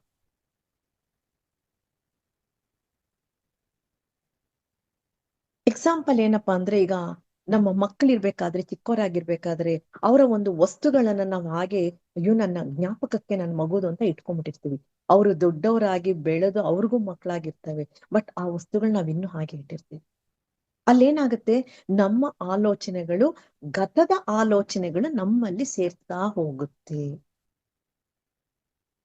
ಆಗಿರುತ್ತಲ್ಲ ಎಷ್ಟೋ ಜನಕ್ಕೆ ಈ ತರ. ನನಗೂ ಆಗಿದೆ ಅನುಭವ, ನನಗೂ ಆಗಿದೆ. ಅದಕ್ಕೆ ಆದಷ್ಟು ನಾವೇನ್ ಮಾಡ್ಬೇಕು, ಪ್ರತಿಯೊಂದನ್ನು ನಾವು ಕ್ಲಿಯರ್ ಮಾಡ್ತಾ ಹೋಗ್ಬೇಕು. ಮತ್ತೆ ಈ ಶರೀರಕ್ಕೆ, ನಾ ಹೇಳಿದ್ನಲ್ಲ, ಈ ಶರೀರದ ಕಣಕಣಕ್ಕೂ ನೆನಪಿನ ಮೆಮರಿ ಪವರ್ ಇದೆ. ಆ ಮೆಮರಿ ಪವರ್ ಇಂದಾನೆ ನಮ್ಮ ಈ ಎಲ್ಲ ಅವಯವಗಳು ಕೆಲಸ ಮಾಡ್ತಾ ಹೋಗುತ್ತೆ. ಹಾಗಾಗಿ ನಾವ್ ಇದನ್ನ ಏನ್ ಮಾಡ್ಬೇಕು, ನಮ್ಮ ಈ ಸುಂದರವಾದ ಅದ್ಭುತವಾದ ಈ ದೇಹಕ್ಕೆ ನಾವು ಒಂದು ಕೃತಜ್ಞತೆಯ ಭಾವನೆಯಿಂದ ನಾವು ಇರಬೇಕು. ಮತ್ತೆ ಕೆಲವೊಂದು ವಿಷಯಗಳು, ಹಳೆಯ ವಿಷಯಗಳು ಅಂತಂದ್ರೆ ನಮ್ಮಲ್ಲಿ ಹಾಗೆ ಉಳ್ಕೊಂಡ್ಬಿಟ್ಟಿರುತ್ತೆ. ಅದು ಏನಾಗುತ್ತೆ, ಹಳೆಯ ನೆನಪುಗಳು ನಮ್ಮ ದೇಹದ ಕಣದಲ್ಲೂ ಸಹಿತ ಆ ನೆನಪುಗಳು, ಮೆಮರೀಸು ಉಳ್ಕೊಂಡ್ಬಿಟ್ಟಿರುತ್ತೆ. ಯಾಕಂದ್ರೆ ಆ ವಿಷಯಗಳ ಒಳಗಡೆ ಇದೆ ಅಂದಾಗ ಕೆಲವೊಂದು ಸನ್ನಿವೇಶಗಳನ್ನ ನಾವೇ ಕ್ರಿಯೇಟ್ ಮಾಡ್ಕೊಳ್ತಾ ಹೋಗ್ತಿರ್ತೀವಿ. ಮತ್ತೆ ಅದೇ ತರ ನಡವಳಿಕೆಗಳು ಆಗೋಗಿರುತ್ತೆ. ಫಾರ್ ಎಕ್ಸಾಂಪಲ್ ಏನಪ್ಪಾ ಅಂದ್ರೆ, ಮನೆಯಲ್ಲಿ ಮಕ್ಕಳ ಎದುರಿನಲ್ಲಿ ತಂದೆ ತಾಯಿಗಳು ಜಗಳ ಅಥವಾ ಗಲಾಟೆ ಮಾಡ್ತಿದ್ರೆ ಆ ಮಗುವಿನ ಮನಸ್ಸಿನಲ್ಲಿ ಆ ನೆನಪು ಹಾಗೆಯೇ ಉಳಿದೋಗ್ಬಿಟ್ಟಿರುತ್ತದೆ. ಫಸ್ಟ್ ಆ ನೆನಪನ್ನ ನಾವು ಕ್ಲಿಯರ್ ಮಾಡ್ಕೊಡ್ಬೇಕಂತ. ನಾವ್ ಹಾಗೆ ಉಳಿಸ್ಕೊಂಡ್ಬಿಟ್ಟು ಮುಂದಕ್ಕೆ ಇನ್ನೇನೋ ಕ್ಲಿಯರ್ ಅಂತ ಇಲ್ಲ, ಅದನ್ನ ನಾವು ಕ್ಲಿಯರ್ ಮಾಡ್ಕೊಬೇಕು. Change your limited belief systems. ನಮ್ಮ ನಂಬಿಕೆಗಳು ನಮ್ಮನ್ನು ನಾವು ಕೀಳಾಗಿ ಕಾಣುವುದು ಪರಿಸರವನ್ನು ಅಲ್ಲೋಲ ಕಲ್ಲೋಲ ಮಾಡಿಬಿಡುತ್ತಂತೆ. ಯಾವಾಗ್ಲೂ ನಮ್ಮನ್ನು ನಾವು ಉನ್ನತ ಸ್ಥಿತಿಯಲ್ಲಿ ಇರಬೇಕು. ನಮ್ಮನ್ನು ನಾವು ಉನ್ನತ ಸ್ಥಿತಿಯಲ್ಲಿ ಬದಲಾವಣೆಯನ್ನು ಮಾಡ್ಕೋಬೇಕು. ನಮ್ಮನ್ನು ನಾವು ನಿದ್ರೆಯಿಂದ ಹೇಗೆ ಎಚ್ಚರಗೊಳಿಸಬೇಕೆಂಬ ಪಾಯಿಂಟು ನನಗೆ ತಿಳಿದಿರ್ಬೇಕು.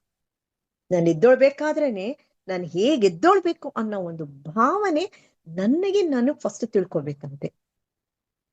ಇದು ಫಿಸಿಕಲ್ ಮಾಸ್ಟರಿ ಎಂದರೆ ನಮ್ಮನ್ನು ನಾವು ಎಚ್ಚರಗೊಳಿಸುವುದು.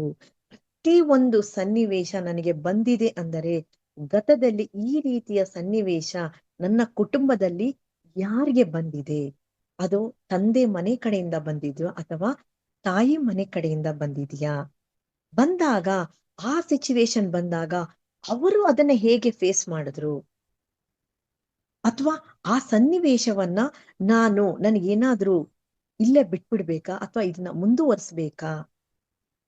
ಯಾಕಂದ್ರೆ ನಾನೀಗ ಅಪ್ಗ್ರೇಡ್ ವರ್ಷನ್ ಅಲ್ಲಿದ್ದೀನಿ, ಮುಂದುವರೆದಿದ್ದೀನಿ, ಅದು ನನಗೆ ಬೇಕಿದ್ಯಾ ಬೇಡವಾ ಅನ್ನೋದನ್ನ ನನ್ನ ಆಲೋಚನೆಯಲ್ಲಿ ನಾನು ಬದಲಾವಣೆಯನ್ನು ತಂದುಕೊಂಡು ಅಪ್ಗ್ರೇಷನ್ ಅಲ್ಲಿ ಹೋದಾಗ ಏನಾಗುತ್ತೆ, ನಾವು ಪುರೋಗಮನ ಸ್ಥಾಯಿಯಲ್ಲಿ ಮೇಲಕ್ಕೆ ಹೋಗ್ತೀವಿ, ನಮ್ಮನ್ನ ನಾವು ಕೀಳಾಗಿ ನೋಡಲ್ಲ. ಭೌತಿಕ ತತ್ವದಲ್ಲಿ ಪರಿಸರವು ಸಹ ಬದಲಾವಣೆಯನ್ನು ತರಬಹುದು. ಬಹಳ ಹಿಂದಿನ ಕಾಲದಲ್ಲಿ ನಾವು ಹಸಿರು ತರಕಾರಿ ಮತ್ತು ರಾ ಫುಡ್ ಅನ್ನ ಹಾಗೆ ನಾವು ತಿಂತಾ ಇದ್ವಿ ಅಲ್ವಾ. ಯಾಕೆಂದ್ರೆ ಬೆಂಕಿಯನ್ನ ಕಂಡಿಡಿದಿಲ್ಲ. ಅದೇ ಬೆಂಕಿಯನ್ನ ನಾವು ಕಂಡಿಡಿದಾದ್ಮೇಲೆ ನಾವು ಅಪ್ಗ್ರೇಡ್ ವರ್ಷನ್ಗೆ ಹೋಗಿದ್ದೀವಿ. ಈಗ ನಮಗ್ ಗೊತ್ತು ಯಾವ ಆಹಾರ ಹೇಗೆ ತಿನ್ನಬೇಕು, ಎಷ್ಟು ತಿನ್ನಬೇಕು ಅನ್ನೋ ಒಂದು ಅರಿವು ನಮಗೆ ಬಂದಿದೆ. ಇವೆಲ್ಲವೂ ಏನಾಗುತ್ತೆ, ಫಿಸಿಕಲ್ ಮಾಸ್ಟರಿ. ಇದನ್ನ ನಾವು ನಮ್ಮ ಜೀವನದಲ್ಲಿ ಅಳವಡಿಸ್ತಾ ಅಂದ್ರೆ ಬದಲಾವಣೆ ಹೇಳಿದ್ನಲ್ಲ, ಬದಲಾವಣೆ ಮಾಡ್ತಾ ಮಾಡ್ತಾ ಮಾಡ್ತಾ ಮಾಡ್ತಾ ಒಂದು ಸ್ಟೇಜ್ಗೆ ನಾವು ಹೊಟ್ಟೋಗ್ತೀವಿ. ಅಲ್ಲಿ ಸ್ಟಾಪ್ ಆದಾಗ ಅಲ್ಲಿಂದ ನಮ್ಮ ಸಕ್ಸಸ್ ಅನ್ನೋದು ಮುಂದಕ್ಕೆ ಹೋಗುತ್ತೆ.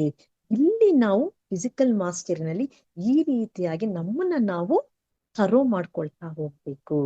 ನೆಕ್ಸ್ಟ್ ಇನ್ನೊಂದು ಯಾವ್ದಪ್ಪ ಅಂದ್ರೆ, ಮತ್ತೆ ಇನ್ನೂ ಒಂದು ಫಿಸಿಕಲ್ ಮಾಸ್ಟರ್ನಲ್ಲಿ ಎಲ್ಲಾ ವಿಷಯಗಳಿಗೂ ನಮಗೆ ಉಪಯೋಗವಾಗುವಂತಹ ನಮ್ಮ ಆತ್ಮದ ಪುರೋಗಮನ ಸ್ಥಿತಿಯಲ್ಲಿ ಹೋಗುವಂತಹ ಎಲ್ಲಾ ಕೆಲಸಗಳಿಗೂ ಎಸ್ ಎನ್ನುವ ಭಾವನೆಯನ್ನು ನಾವು ನಮ್ಮ ಲೈಫ್ ನಲ್ಲಿ ಅಳವಡಿಸ್ಕೊಳ್ತಾ ಹೋಗ್ಬೇಕು. ಅದೇನು ಪುರೋಗಮನ ಸ್ಥಾಯಿಯಲ್ಲಿ ಹೋಗುವಂತಹದ್ದು. ಮೇಡಮ್ ಹಾಗಾದ್ರೆ ಎಲ್ಲದಕ್ಕೂ ಎಸ್ ಹೇಳಕ್ಕಾಗುತ್ತಾ? ಅಲ್ಲ, ನಾನು ಹೇಳ್ತಾ ಇದ್ದೀನಿ, ಅರ್ಥ ಮಾಡ್ಕೊಳ್ಳಿ. ಪುರೋಗಮನ ಸ್ಥಾಯಿಯಲ್ಲಿ ಹೋಗುವಂತಹ ವಿಷಯಗಳಿಗೆ ನಾವು ಎಸ್ ಅಂತ ಹೇಳ್ತಾ ಹೋಗ್ಬೇಕು. ಆವಾಗ್ಲೇ ನಾವು ಸಕ್ಸಸ್ ಅನ್ನೋದ ಹಾದಿಯಲ್ಲಿ ಸುಗಮವಾಗಿ ಸಾಗಲು ಸಾಧ್ಯ. Next emotional mastery. ಯಾವ ಆಲೋಚನೆ ಯಾವ ಭಾವನೆಯನ್ನು ಪ್ರೇರೇಪಿಸುತ್ತದೆ ಎಂಬುದನ್ನು ಸೂಕ್ಷ್ಮವಾಗಿ ಗಮನಿಸಬೇಕು. ಆಲೋಚನೆಗೆ ಭಾವನೆ ಇಲ್ಲದಿದ್ದರೆ ಅದು ಬರೀ ಆಲೋಚನೆ ಆಗುತ್ತೆ ಅಷ್ಟೇ. ಅದರ ಹಿಂದೆ ಭಾವನೆ ಆಡ್ ಆದಾಗ ಅದು ಇನ್ನೂ ಪವರ್ಫುಲ್ ಆಗಿ ಇರುತ್ತೆ. ಈಗ ನನ್ಗೆ ದುಃಖ ಆಗ್ತಿದೆ ಅಂತ ನಾವ್ ಹೇಳ್ತೀವಿ, ಅದು ಯಾರಿಗೂ ಅರ್ಥ ಆಗಲ್ಲ. ಅದೇ ನಾನು ಅದಕ್ಕೆ ಅಳು ಎನ್ನೋ ಭಾವನೆಯನ್ನು ಸೇರಿ ಹತ್ಕೊಂಡು ಹೇಳಿದಾಗ ಏನಾಗುತ್ತೆ, ಆವಾಗ ನಿಜವಾದ ಆ ಭಾವನೆ, ನಿಜವಾದ ಏನ್ ನಡೀತಿದೆ ಭಾವನೆ, ಆ ಭಾವನೆ ಹಿಂದೆ ಏನಿದೆ ಅಂತ ನಾವು ವ್ಯಕ್ತಪಡಿಸಿದಾಗ ನಮ್ಗೆ ಅರ್ಥ ಆಗುತ್ತೆ. ಹಾಗೇನೆ ಮನುಷ್ಯನ ಬಾಂಧವ್ಯಗಳು ಒಬ್ಬರಿಗೊಬ್ಬರು ಮಾತನಾಡುತ್ತಿರುವಾಗ ನಾವು ಹೇಗೆ ಮಾತನಾಡುತ್ತಿದ್ದೇವೆ, ಎಂತಹ ಪರಸ್ಪರ ಬಾಂಧವ್ಯಗಳು ಹೇಗೆ ನಮ್ಮಲ್ಲಿ ಇದೆ, ಇನ್ನೊಬ್ಬರಿಗೆ ಪ್ರೀತಿಯಾಗಿ ಮಾತಾಡ್ತಾ ಇದ್ವಾ ಅಥವಾ ಇನ್ನೊಬ್ಬರನ್ನು ಕ್ರಿಟಿಸೈಸ್ ಮಾತಾಡ್ತಾ ಇದ್ದೀವಾ ಅನ್ನೋದ ಬಗ್ಗೆ ನಮ್ಮ ಅರಿವನ್ನ ನಾವು ಬೆಳೆಸ್ಕೋಬೇಕಾಗುತ್ತೆ. ಯಾಕಂದ್ರೆ ಯಾವಾಗ್ಲೂ ಸಾಮರಸ್ಯದಿಂದ ನಾವು ಮಾತನಾಡ್ತಿದ್ದೀವ, ಕ್ರಿಟಿಸಿಸಂ ಮಾಡ್ತಿದ್ದೀವ ಅನ್ನೋದು ನಮ್ಮಲ್ಲಿ ಆ ಒಂದು ಗಮನ, ಒಂದು ಅರಿವು ನಮ್ಮಲ್ಲಿ ಇರಬೇಕಾಗುತ್ತದೆ. ಅಥವಾ ಏನೋ ಮಾತಿನ ಫ್ಲೋನಲ್ಲಿ ಬಂದ್ಬಿಡ್ತಪ್ಪ ಅಂತ ನಾವ್ ಏನೋ ಅಂದ್ಬಿಡ್ತೀವಿ, ಅಯ್ಯೋ ಏನೋ ಫ್ಲೋನಲ್ಲಿ ಬಂದ್ಬಿಡ್ತು ಸಾರಿ ಅಂತ ಕೇಳ್ತೀವಿ. ಪ್ರತಿಯೊಂದು ಅಷ್ಟೇ ಮಾಸ್ಟರ್ಸ್, ನಾವು ಮಾಡುವ ಈ ಭಾವನೆಗಳ ಮೇಲೆ ನಮ್ಮ ಗಮನವ ಇರಬೇಕು. ಅಂದ್ರೆ ಇವೆಲ್ಲ ನಂಗೆ ಅರ್ಥವಾಗ್ಬೇಕಂದ್ರೆ ಇವೆಲ್ಲ ಒಂದು ತತ್ವದ ಮೇಲೆ ಅಡಿಕ್ಷನ್ ಆಗಿದೆ. ಹೇಗಪ್ಪ ಅಂದ್ರೆ ನಾವು ಕೆಲವರು ಅಂತೀವಲ್ಲ, ನಾವು ಅಟ್ಯಾಚ್ಮೆಂಟ್ ಅಲ್ಲಿ ಇರ್ತೀವಿ, ಮಕ್ಕಳ ಗಂಡ ಅಥವಾ ತಂದೆ ತಾಯಿ, ನೀನಿಲ್ಲ ಅಂದ್ರೆ ನನಗೆ ಜೀವನನೇ ಇಲ್ಲ ಅಂತ ನಾವ್ ಹೇಳಕ್ ಶುರು ಮಾಡ್ತೀವಿ. ಅಲ್ಲಿ ನಾವು ಬಹಳ ಜಾಗರೂಕತೆಯಿಂದ ಇರಬೇಕು. ಅದು ಅಡಿಕ್ಷನ್ ರಿಲೇಶನ್ಶಿಪ್ ಆಗುತ್ತೆ. ಒಂದು ಪೊಸೆಸಿವ್ನೆಸ್ ಬಂದ್ಬಿಡುತ್ತೆ ನಮಗೆ. ಅಷ್ಟೇ ಅಲ್ಲ, ಅಸೂಯೆ ಕೂಡ ಅಲ್ಲಿ ಉಂಟಾಗುತ್ತಂತೆ. ಇಲ್ಲೆಲ್ಲವೂ ಸಹ ನಮ್ಮ ಭಾವನೆಗಳನ್ನು ಸಹ ಪ್ರೋತ್ಸಾಹವನ್ನು ಮಾಡುತ್ತಿರುತ್ತೇವೆ. ಮನುಷ್ಯನನ್ನು ಕಂಟ್ರೋಲ್ ನಲ್ಲಿ ಇರಬೇಕೆಂದರೆ ಅವರ ಮೇಲೆ ನಮಗೆ ಬಹಳ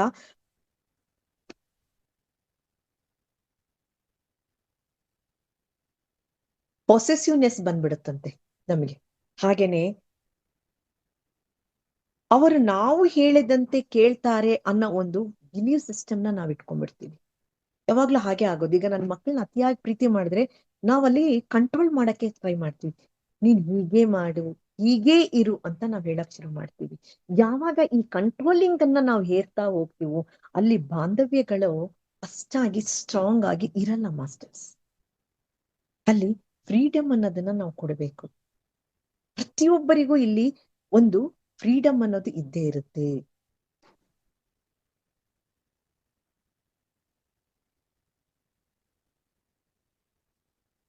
ಮತ್ತೆ ಕೆಲವೊಂದ್ಸಲ ಏನ್ ಮಾಡ್ತೀವಿ ನಾವು, ನಮ್ಮ ಪ್ಲಾನ್ಗಳನ್ನ ಸ್ಟ್ರಾಟಜಿಸ್ ನ ಅಪ್ಲೈ ಮಾಡ್ತಾ ಹೋಗ್ತೀವಿ. ಆಲೋಚನೆ ಯಾವುದು ಎಂಬುದನ್ನು ಯೋಚಿಸಬೇಕು. ನಮ್ಮ ಭಾವನೆಗಳನ್ನು ಭಾವಿಸುವ ವಿಧಾನವನ್ನು ಬದಲಾಯಿಸಿದರೆ ಸಾಕು. ಒಂದು ವಿಷಯವನ್ನು ನಾವು ಹೇಗೆ ಸ್ವೀಕರಿಸುತ್ತಿದ್ದೇವೆ, ಬೇರೆ ರೀತಿಯಾಗಿ ಸ್ವೀಕರಿಸಿದರೆ ಬೇರೆ ರೀತಿಯಲ್ಲಿ ಕಾಣುತ್ತೆ ಅಂತ ಹೇಳ್ತಾರೆ. ಅಂದ್ರೆ ನಾವ್ ಹೇಗೆ ನೋಡ್ತಿದ್ದೀವಿ, ನಮ್ಮ ಭಾವನೆ ಹೇಗಿರ್ಬೇಕು ಅನ್ನೋದಕ್ಕೆ ಒಂದು ಎಕ್ಸಾಂಪಲ್ ಹೇಳ್ತೀನಿ. ಈಗ ಅಂಗೈನೆಲ್ಲ ಮೇಲ್ಮುಖವಾಗಿ ನೋಡಿದ್ರೆ ಅಂಗೈ ಏನಾಗುತ್ತೆ, ಬೆಳ್ಳಗ್ ಕಾಣುತ್ತೆ. ಅದೇ ಉಲ್ಟಾವಾಗಿ ನೋಡಿದಾಗ ಕಪ್ಪಗ್ ಕಾಣುತ್ತೆ. ಅಲ್ಲಿ ನಾವು ನೋಡುವ ದೃಷ್ಟಿ ಹೇಗಿದೆ, ನಮ್ಮ ಭಾವನೆ ಆಗಿರುತ್ತೆ. ಇಲ್ಲಿ ನಾವು ನೋಡುವ ವಿಧಾನ ಬಹಳ ಮುಖ್ಯ.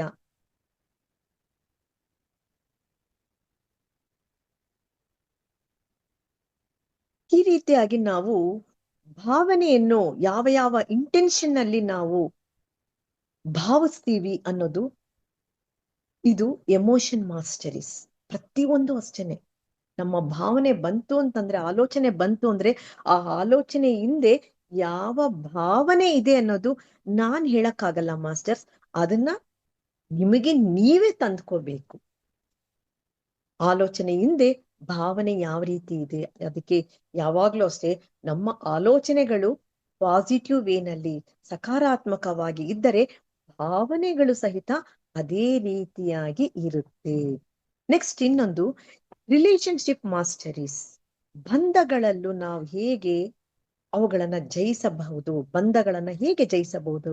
ಮೊದಲು ನಮ್ಮ ರಿಲೇಶನ್ಶಿಪ್ ಸ್ಟೇಟಸ್ ಏನು ಅಂತ ತಿಳಿದುಕೊಳ್ಬೇಕು. ಮನುಷ್ಯ, ಸ್ಥಳ, ವಸ್ತು ನನ್ನೊಂದಿಗೆ ನಮಗಿರುವ ಆ ಬಂಧವೇನು.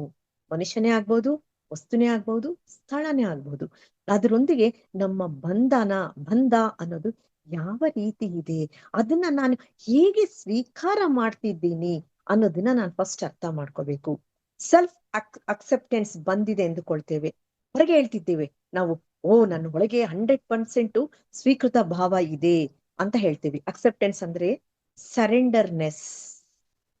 ಸ್ವೀಕೃತ ಭಾವ ನನ್ನನ್ನು ಉನ್ನತ ಸ್ಥಿತಿಗೆ ಸೇರಿಸಬೇಕು. ಅಕ್ಸೆಪ್ಟೆನ್ಸ್ ಯಾವುದೇ ವಿಷಯವನ್ನೇ ಆಗಲಿ, ಯಾವ ಷರತ್ತು ಇಲ್ಲದೆ ಎಲ್ಲಾ ಸಂದರ್ಭಗಳಲ್ಲಿ ನಾವು ಅದನ್ನು ಸ್ವೀಕರಿಸುವಂತಹ ಸ್ವೀಕೃತ ಭಾವನೆ ನಮ್ಮದಾಗಿರಬೇಕು. ಅಲ್ಲಿ ಯಾವುದನ್ನು ಒಂದು ಕಂಡೀಷನ್ ಅನ್ನೋದು ಇರಬಾರ್ದು. ಕೆಲವೊಂದ್ಸಲ ನಾವು ಕೆಲವೊಂದು ಕಾಂಪ್ರಮೈಸ್ ಆಗೋಗ್ತೀವಿ. ಕಾಂಪ್ರಮೈಸ್ ನಾವು ಸೆರೆಂಡರ್ನೆಸ್ ಅನ್ಕೊಂಡ್ಬಿಡ್ತೀವಿ. ಅದು ಕಾಂಪ್ರಮೈಸ್ ಅನ್ನೋದು ಸ್ವೀಕೃತ ಭಾವನೆಯಲ್ಲ. ಒಂದು ವಸ್ತು ಹೇಗಿದೆಯೋ ಹಾಗೇನೆ, ಯಾವ ಬದಲಾವಣೆ ಇಲ್ಲದೆ ಅದನ್ನ ಹಾಗೆ ನಾವು ಸ್ವೀಕರಿಸಿದಾಗ ಅದು ನಿಜವಾದ ಸ್ವೀಕೃತ ಭಾವನೆ, ವಿತೌಟ್ ಕಂಡೀಷನ್ಸ್.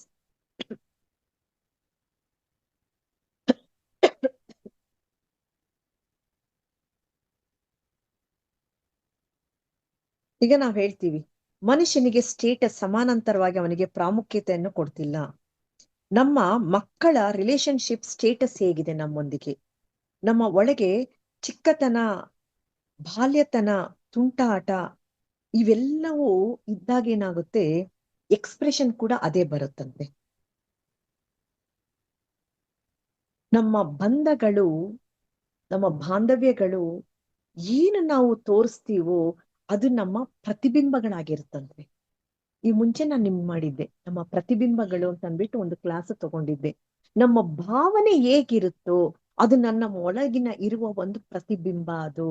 ಈಗ ಎದುರಿನ ವ್ಯಕ್ತಿ ಕೋಪಗೊಳ್ತಿದ್ದಾನೆ ಅಂತ ನಾವೇನಾದ್ರೂ ಹೇಳಕ್ ಹೋದ್ರೆ ಫಸ್ಟ್ ಆ ಕೋಪ, ಆ ದ್ವೇಷ, ಆ ಅಸೂಯೆ ನನ್ನ ಒಳಗಡೆ ಇರೋದ್ರಿಂದಾನೇ ಅದು ಹೊರಗಡೆ ಪ್ರತಿಬಿಂಬವಾಗ್ತಾ ಇದೆ.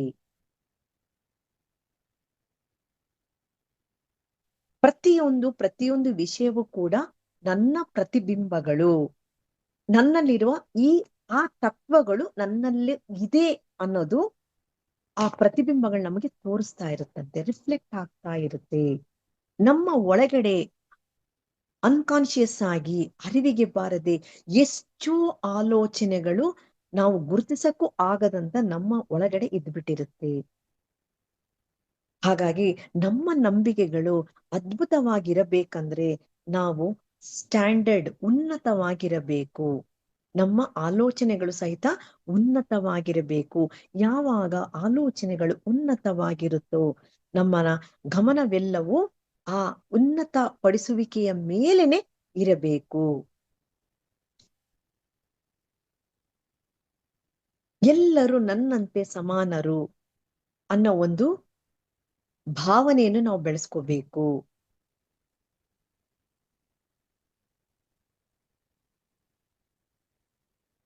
ನಾನು ಯಾವಾಗ್ಲೂ ನಾನು ತುಂಬಾ ಉನ್ನತ ಮಟ್ಟದಲ್ಲಿದ್ದೀನಿ ಅಂತ ನಾನು ಅಂದ್ಕೊಂಡಾಗ ಏನಾಗುತ್ತೆ, ನನ್ನ ಭಾವನೆಗಳು ಉನ್ನತವಾಗಿ ಇರುತ್ತೆ, ನನ್ನ ಆಲೋಚನೆಗಳು ಉನ್ನತವಾಗಿರುತ್ತೆ, ಆಲೋಚನೆಯಿಂದ ಮಾಡುವ ಕಾರ್ಯಗಳು ಸಹಿತ ಉನ್ನತವಾಗಿರುತ್ತೆ. ಹಾಗಾಗಿ ಈ ಒಂದು ಬಾಂಧವ್ಯಗಳಲ್ಲಿ ನಮ್ಮ ಆಲೋಚನೆಗಳು, ಅದರ ಹಿಂದೆ ಇರುವ ಭಾವನೆಗಳು ಬಹಳ ಬಹಳ ಮುಖ್ಯ ಆಗುತ್ತೆ. ಅಲ್ಲಿ ನಾವು ಮಾಸ್ಟರಿಯನ್ನು ಸಾಧಿಸಬೇಕಾಗುತ್ತೆ. Next, financial mastery. ಹಣದ ಬಗ್ಗೆ ನಮಗಿರುವ ಆಲೋಚನೆ ಏನು ತಿಳಿಯಬೇಕು. ಹಣ ಮುಖ್ಯ ಅಲ್ಲ, ಜೀವನದಲ್ಲಿ ಎಲ್ಲವೂ ಪ್ರಶಾಂತವಾಗಿದೆ, ಹಣಕ್ಕೋಸ್ಕರ ನಾವು ಜಾಸ್ತಿ ಆಲೋಚನೆ ಮಾಡಬೇಕಾಗಿಲ್ಲ ಅಂತ ನಾವ್ ಹೇಳ್ತೀವಿ. ಆದ್ರೂ ಲಕ್ಷ್ಮೀ ದೇವಿಯನ್ನ, ವರಮಹಾಲಕ್ಷ್ಮಿ ಹಬ್ಬ ಬಂತು ಅಂತ ತಕ್ಷಣ ಗ್ರ್ಯಾಂಡ್ ಆಗಿ ಪೂಜೆ ಮಾಡ್ತೀವಿ ಅಲ್ವಾ?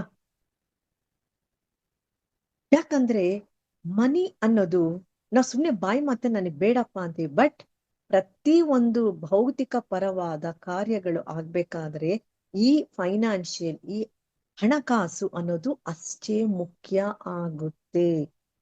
ಹಣ ಅನ್ನೋದು ಇಸ್ ನಾಟ್ ಎ ಬರೀ ಒಂದು ನೋಟು, ಒಂದು ಯಾವುದೋ ಒಂದು ಲೋಹ ಅಂತ ಅಲ್ಲ ಮಾಸ್ಟರ್ಸ್.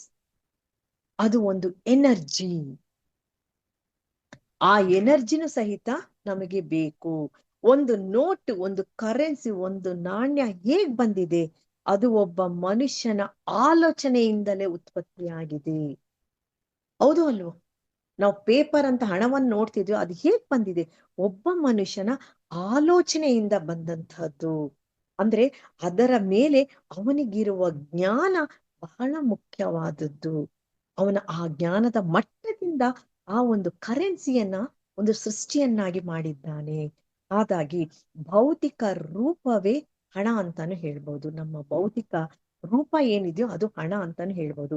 ಹಣದ ಅವಶ್ಯಕತೆ ಇಲ್ಲ ಎಂದು, ಇಷ್ಟವಿಲ್ಲವೆಂದರೆ ನಮ್ಮ ಒಳಗೆ ಒಂದು ಜ್ಞಾನವನ್ನು ನಾವು ಕಡಿಮೆ ಮಾಡಿಕೊಂಡಂತೆ. ಏನ್ ಎನರ್ಜಿ ಅಂತ ಹೇಳಿದ್ನೋ, ಅಥವಾ ಆ ನೋಟನ್ನ ಪ್ರಿಪೇರ್ ಮಾಡಕ್ಕೆ ಒಬ್ಬ ಮನುಷ್ಯನ ಜ್ಞಾನ, ಆಲೋಚನೆ ಎರಡು ಸೇರಿದೆಯೋ, ಅದು ನನಗೆ ಅವಶ್ಯಕತೆ ಇಲ್ಲ ಅಂದಾಗ ಆ ಒಂದು ಜ್ಞಾನವನ್ನು ನಾವು ಕಡಿಮೆ ಮಾಡ್ಕೊಳ್ತಾ ಇದ್ದೀವಿ ಅಂತ ಅರ್ಥ ಒಳಗಡೆ.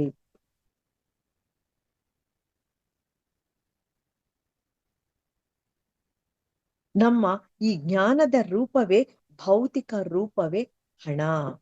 ಹಣವನ್ನು ಯಾವ ಭಾವನೆಯಿಂದ ನಾವು ಉಪಯೋಗಿಸ್ತಾ ಇದ್ದೀವಿ ಅದು ಕೂಡ ಬಹಳ ಮುಖ್ಯ ಆಗುತ್ತೆ ಮಾಸ್ಟರ್ಸ್. ಈಗ ಬಿಲ್ ಬಂದಿದೆ, ಎಲೆಕ್ಟ್ರಿಸಿಟಿ ಬಿಲ್ ಬಂದಿದೆ, ವಾಟರ್ ಬಿಲ್ ಬಂದಿದೆ ಅಂದಾಗ ನಮ್ಮ ಭಾವನೆ ಹೇಗಿದೆ? ಅಲ್ಲಿ ನಾವು ಗೊಡ್ಕೊಳ್ತಾ ಬಿಲ್ ಕಟ್ತಿದೀವ? ಇಲ್ಲ, ನಾನು ಇಷ್ಟು ಯೂಸ್ ಮಾಡಿದ್ದೀನಿ, ಇದಕ್ಕೆ ನಾನು ಕೊಡ್ತಾ ಇದ್ದೀನಿ ಅನ್ನೋ ಒಂದು ಸಕಾರಾತ್ಮಕ ಆಲೋಚನೆ ಇದೆಯಾ? ಆ ಹಣವನ್ನು ಯಾವ ಭಾವನೆಯಿಂದ ನಾವು ಖರ್ಚು ಮಾಡ್ತಿದ್ದೀವಿ ಅನ್ನೋದು ಬಹಳ ಬಹಳ ಇಂಪಾರ್ಟೆಂಟ್ ಆಗುತ್ತೆ. ಮತ್ತೆ ಇತರರಿಂದ ನಾವು ಕೊಡುವುದು ಅಥವಾ ಸ್ವೀಕರಿಸುವಾಗ ನಮ್ಮ ಭಾವನೆ ಹೇಗಿದೆ, ಅದನ್ನು ಬಹಳ ಇಂಪಾರ್ಟೆಂಟ್ ಆಗುತ್ತೆ. ಯಾವಾಗ್ಲೂ ನಾವು ಕೊಡಬೇಕಾದ್ರೆ ಸಮೃದ್ಧಿಯ ಭಾವನೆಯಿಂದ ನಾವು ಕೊಡ್ಬೇಕಾಗತ್ತೆ.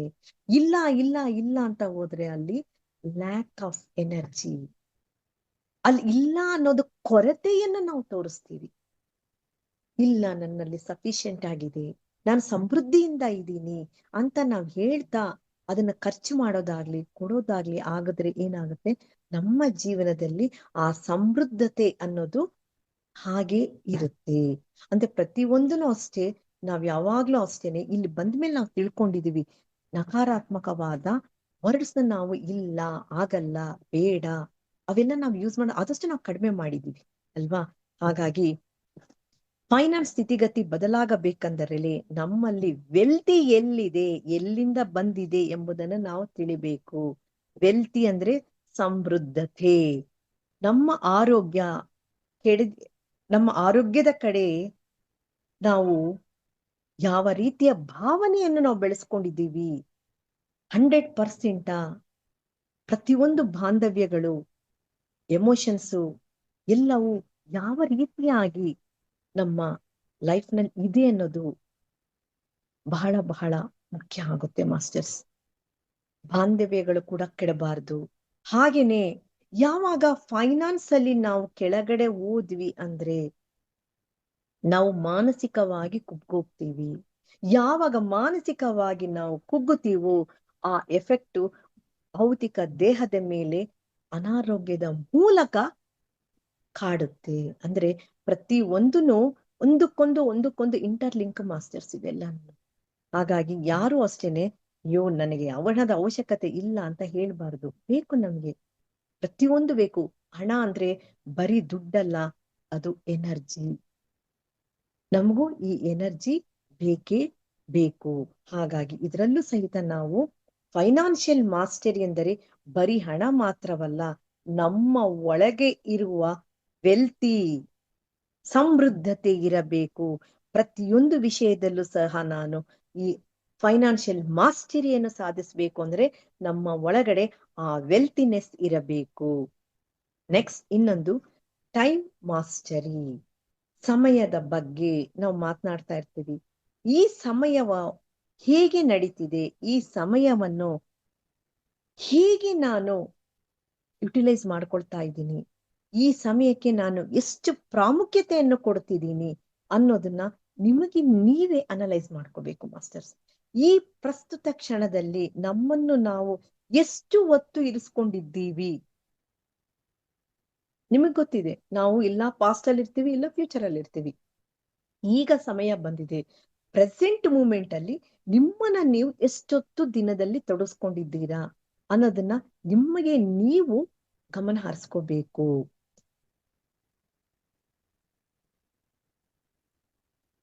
ಈಗ ನಾನು ಏನ್ ಮಾಡ್ತಾ ಇದ್ದೀನಿ ಎಂಬುದು ಬಹಳ ಮುಖ್ಯ. ಪ್ರೆಸೆಂಟ್ ಈಗ ನಾನು ಏನ್ ಮಾಡ್ತಾ ಇದ್ದೀನಿ, ಈಗ ನಾನು ಪಾಠ ಮಾಡ್ತಿದ್ದೀನಿ, ನೀವು ಕೇಳ್ತಿದ್ದೀರಾ, ಆ ಮೂಮೆಂಟ್ ಅಲ್ಲಿ ನೀವಿರ್ಬೇಕು. ಅಯ್ಯೋ ಕಿವಿ ಏನೋ ಕೇಳಿದೆ, ಕೈಗಳು ಏನೋ ಅದು ಅಲ್ಲ. ಅವಾಗ ಮತ್ತೆ ನಾವ್ ಹಿಂದಕ್ಕೆ ಗತಕ್ಕೆ ಹೋಗ್ತೀವಿ. ನಾ ಹೇಳಿದ್ನಲ್ಲ, ನೀವ್ ಎಷ್ಟು ಗತದಲ್ಲಿರ್ತೀರೋ ಪ್ರೆಸೆಂಟ್ ಬರೋದಕ್ಕೆ ಅಷ್ಟು ಸಮಯ ನೀವು ವ್ಯರ್ಥ ಮಾಡ್ಕೊಳ್ತೀರಾ, ಸಮಯವನ್ನು ತಗೊಳ್ತೀರಾ ನೀವು. ಹಾಗೇನೆ ನಮ್ಮ ಸ್ಥಿತಿಗತಿಗಳನ್ನು ಉದ್ಧರಿಸಲು ಆಲೋಚನೆಯ ರೂಪ, ಭೌತಿಕ ರೂಪ ಎಲ್ಲರಿಂದಲೂ ನಾವು ನಮ್ಮ ಸ್ಥಿತಿಗತಿಗಳನ್ನು ಬೆಳೆಸಿಕೊಳ್ಳಬೇಕು. Change your believe system. ಹಳೆಯ ನಂಬಿಕೆಗಳಲ್ಲಿ ನಮ್ಮನ್ನ ನಾವು ಬದಲಾವಣೆಯನ್ನು ಮಾಡ್ಕೋಬೇಕು. ಏನು ಇಲ್ಲ ಎಂಬ ನಂಬಿಕೆ ಬಂದಿದೆ ಎಂಬ ವಿಷಯವನ್ನು ಬದಲಾಯಿಸಿಕೊಳ್ಳುತ್ತಾ ಇರುವ ಸ್ಥಿತಿಯಿಂದ ಉನ್ನತವಾದ ಸ್ಥಿತಿಗೆ ಹೋಗುತ್ತೇನೆ ಎಂಬ ನಂಬಿಕೆ ನಮಗೆ ಬರಬೇಕು. ಪ್ಲಾನಿಂಗ್ ನಲ್ಲಿ, ಸ್ಟ್ರಾಟಜಿನಲ್ಲಿನೂ ಅಷ್ಟೇನೆ, ನಾವು ಮಾಡುವಂತಹ ಸ್ಟ್ರಾಟಜಿ ಕೂಡ ನಮ್ಮ ಇರುವ ಸ್ಥಿತಿಯಿಂದ ಉನ್ನತ ಸ್ಥಿತಿಗೆ ನಮ್ಮನ್ನು ಕರೆದುಕೊಂಡು ಹೋಗುವಂತಹ ಸ್ಟ್ರಾಟಜಿ, ತಂತ್ರವನ್ನು ನಾವು ನಮ್ಮ ಲೈಫ್ ನಲ್ಲಿ ಆ ಇನ್ ಟೈಮ್ ಅಲ್ಲಿ ನಾವು ಬಳಸುವಂತಹ ಸಮಯ ಪ್ರಜ್ಞೆ ನಮ್ಮಲ್ಲಿ ಇರುತ್ತೆ. ಹಾಗೆ ಭೌತಿಕ ಮಾಸ್ಟರಿ ಮಾಡಿಕೊಳ್ಳಬೇಕೆಂದರೆ, ಅನುಬಂಧಗಳಲ್ಲಿ ಮಾಸ್ಟರಿ ಮಾಡಬೇಕಂದರೆ, ಭಾವನಾ ಕ್ಷೇತ್ರದಲ್ಲಿ ಮಾಸ್ಟರಿ ಮಾಡಬೇಕಂದರೆ, ಫೈನಾನ್ಸ್ ಯಾವುದಾದರೂ ಸಹ ನಾವು ಮಾಸ್ಟರಿ ಮಾಡಬೇಕಂದರೆ ಅವುಗಳನ್ನು ನೋಡುವ ವಿಧಾನವನ್ನು ನಾವು ಬದಲಿಸಬೇಕು. ಅವುಗಳನ್ನು ಅರ್ಥ ಮಾಡಿಕೊಳ್ಳುವ ವಿಧಾನವನ್ನು ನಾವು ಅವುಗಳನ್ನು ಸ್ವೀಕರಿಸುವ ವಿಧಾನವನ್ನು ನಾವು ಬದಲಾವಣೆ ಮಾಡಿಕೊಳ್ಳುತ್ತಾ ಹೋದರೆ ಇವೆಲ್ಲವುಗಳು ಅಂದರೆ ಭೌತಿಕ, ಎಮೋಷನಲ್, ರಿಲೇಶನ್ಶಿಪ್, ಫೈನಾನ್ಸ್, ಟೈಮ್, ಈ 5 ಕ್ಷೇತ್ರಗಳಲ್ಲಿ ನಾವು ಬದಲಾವಣೆಯನ್ನು ತರಬೇಕಂದರೆ ಆ 3 ಸ್ಟೆಪ್ನ ನಾವು ಫಾಲೋ ಮಾಡಲೇಬೇಕು. ಈ ರೀತಿ ಮಾಡಿದಾಗ ಏನಾಗುತ್ತೆ, ಇರುವ ಸ್ಥಿತಿಯಿಂದ ಉನ್ನತ ಸ್ಥಿತಿಗೆ ನಾವು ಸೇರಬಹುದು. ನಮ್ಮ ವೆಲ್ತಿ ಅಂತ ನಮ್ಮ ಸಮೃದ್ಧತೆಯಾಗಿರುವ ನಂಬಿಕೆಗಳು ನಮ್ಮನ್ನು ಕಡಿಮೆಯಾಗಿ ಯಾವತ್ತು ನಮ್ಮನ್ನ ನಾವು ನೋಡಬಾರದು. ಉನ್ನತವಾಗಿ ನಮ್ಮನ್ನ ನಾವು ನೋಡ್ಬೇಕು. ಎಲ್ಲದರಲ್ಲಿಯೂ ಬದಲಾವಣೆ ಬರಲೇಬೇಕು. ಸಮಯ ಎಸ್ ಮ್ಯಾಮ್, ಆಯ್ತು. ಒಂದೇ ನಿಮಿಷ. ಪ್ಲಾನಿಂಗ್ ಯಾವಾಗಲೂ ಮುಂದಕ್ಕೆ ಹೋಗಬೇಕು ಹೊರತು ಆ ಪ್ಲಾನಿಂಗ್ ಅನ್ನೋದು ನಮ್ಮನ್ನ ಹಿಂದಕ್ಕೆ ಎಳಿಬಾರದು. ಮತ್ತೆ ಏನು ಹಿಂದಕ್ಕೆ ಬರಬಾರದು. ಆಗ ಏನು ಜರುಗಿತು ಏನು ಎನ್ನುವಂತಹ ಪಾಯಿಂಟ್ ನಲ್ಲಿ ನಾವಿರಬೇಕು. ಅಂದ್ರೆ ಈ ಪ್ರತಿಯೊಂದನ್ನು ಆ 3 ಪಾಯಿಂಟ್ಗಳನ್ನ ನಾವು ಈ 5 ಏರಿಯಾಗಳಲ್ಲಿ ನಮ್ಮನ್ನ ನಾವು ಅಳವಡಿಸ್ಕೊಳ್ತಾ ಚೆಕ್ ಮಾಡ್ತಾ ಹೋಗ್ತಾ ಇದ್ರೆ ನಾವು ಈ ಸಕ್ಸಸ್ ಅನ್ನುವ ವಿಷಯದಲ್ಲಿ ಮುಂದಕ್ಕೆ ಹೋಗ್ತಿದೀವಿ ಅಂತ ಅನ್ಕೊಂಡು ನಾವು ಹೆಜ್ಜೆ ಹಾಕ್ಬೇಕು. ಬಟ್ ಬರೀ ಕೇಳು ಮುಗಿಯೋದಲ್ಲ, ಇದನ್ನ ಪ್ರತಿಯೊಂದನ್ನು ನಾವು ನಮ್ಮ ಜೀವನದಲ್ಲಿ ಅಳವಡಿಸ್ಕೋಬೇಕು ಅಂತ ಹೇಳ್ತಾ ಈ ಒಂದು ಅವಕಾಶವನ್ನು ಕೊಟ್ಟಂತಹ ಈ ವೇದಿಕೆಗೆ ನನ್ನ ಹೃದಯಪೂರ್ವಕ ವಂದನೆಗಳು. Thank you, thank you, thank you, thank you ma'am.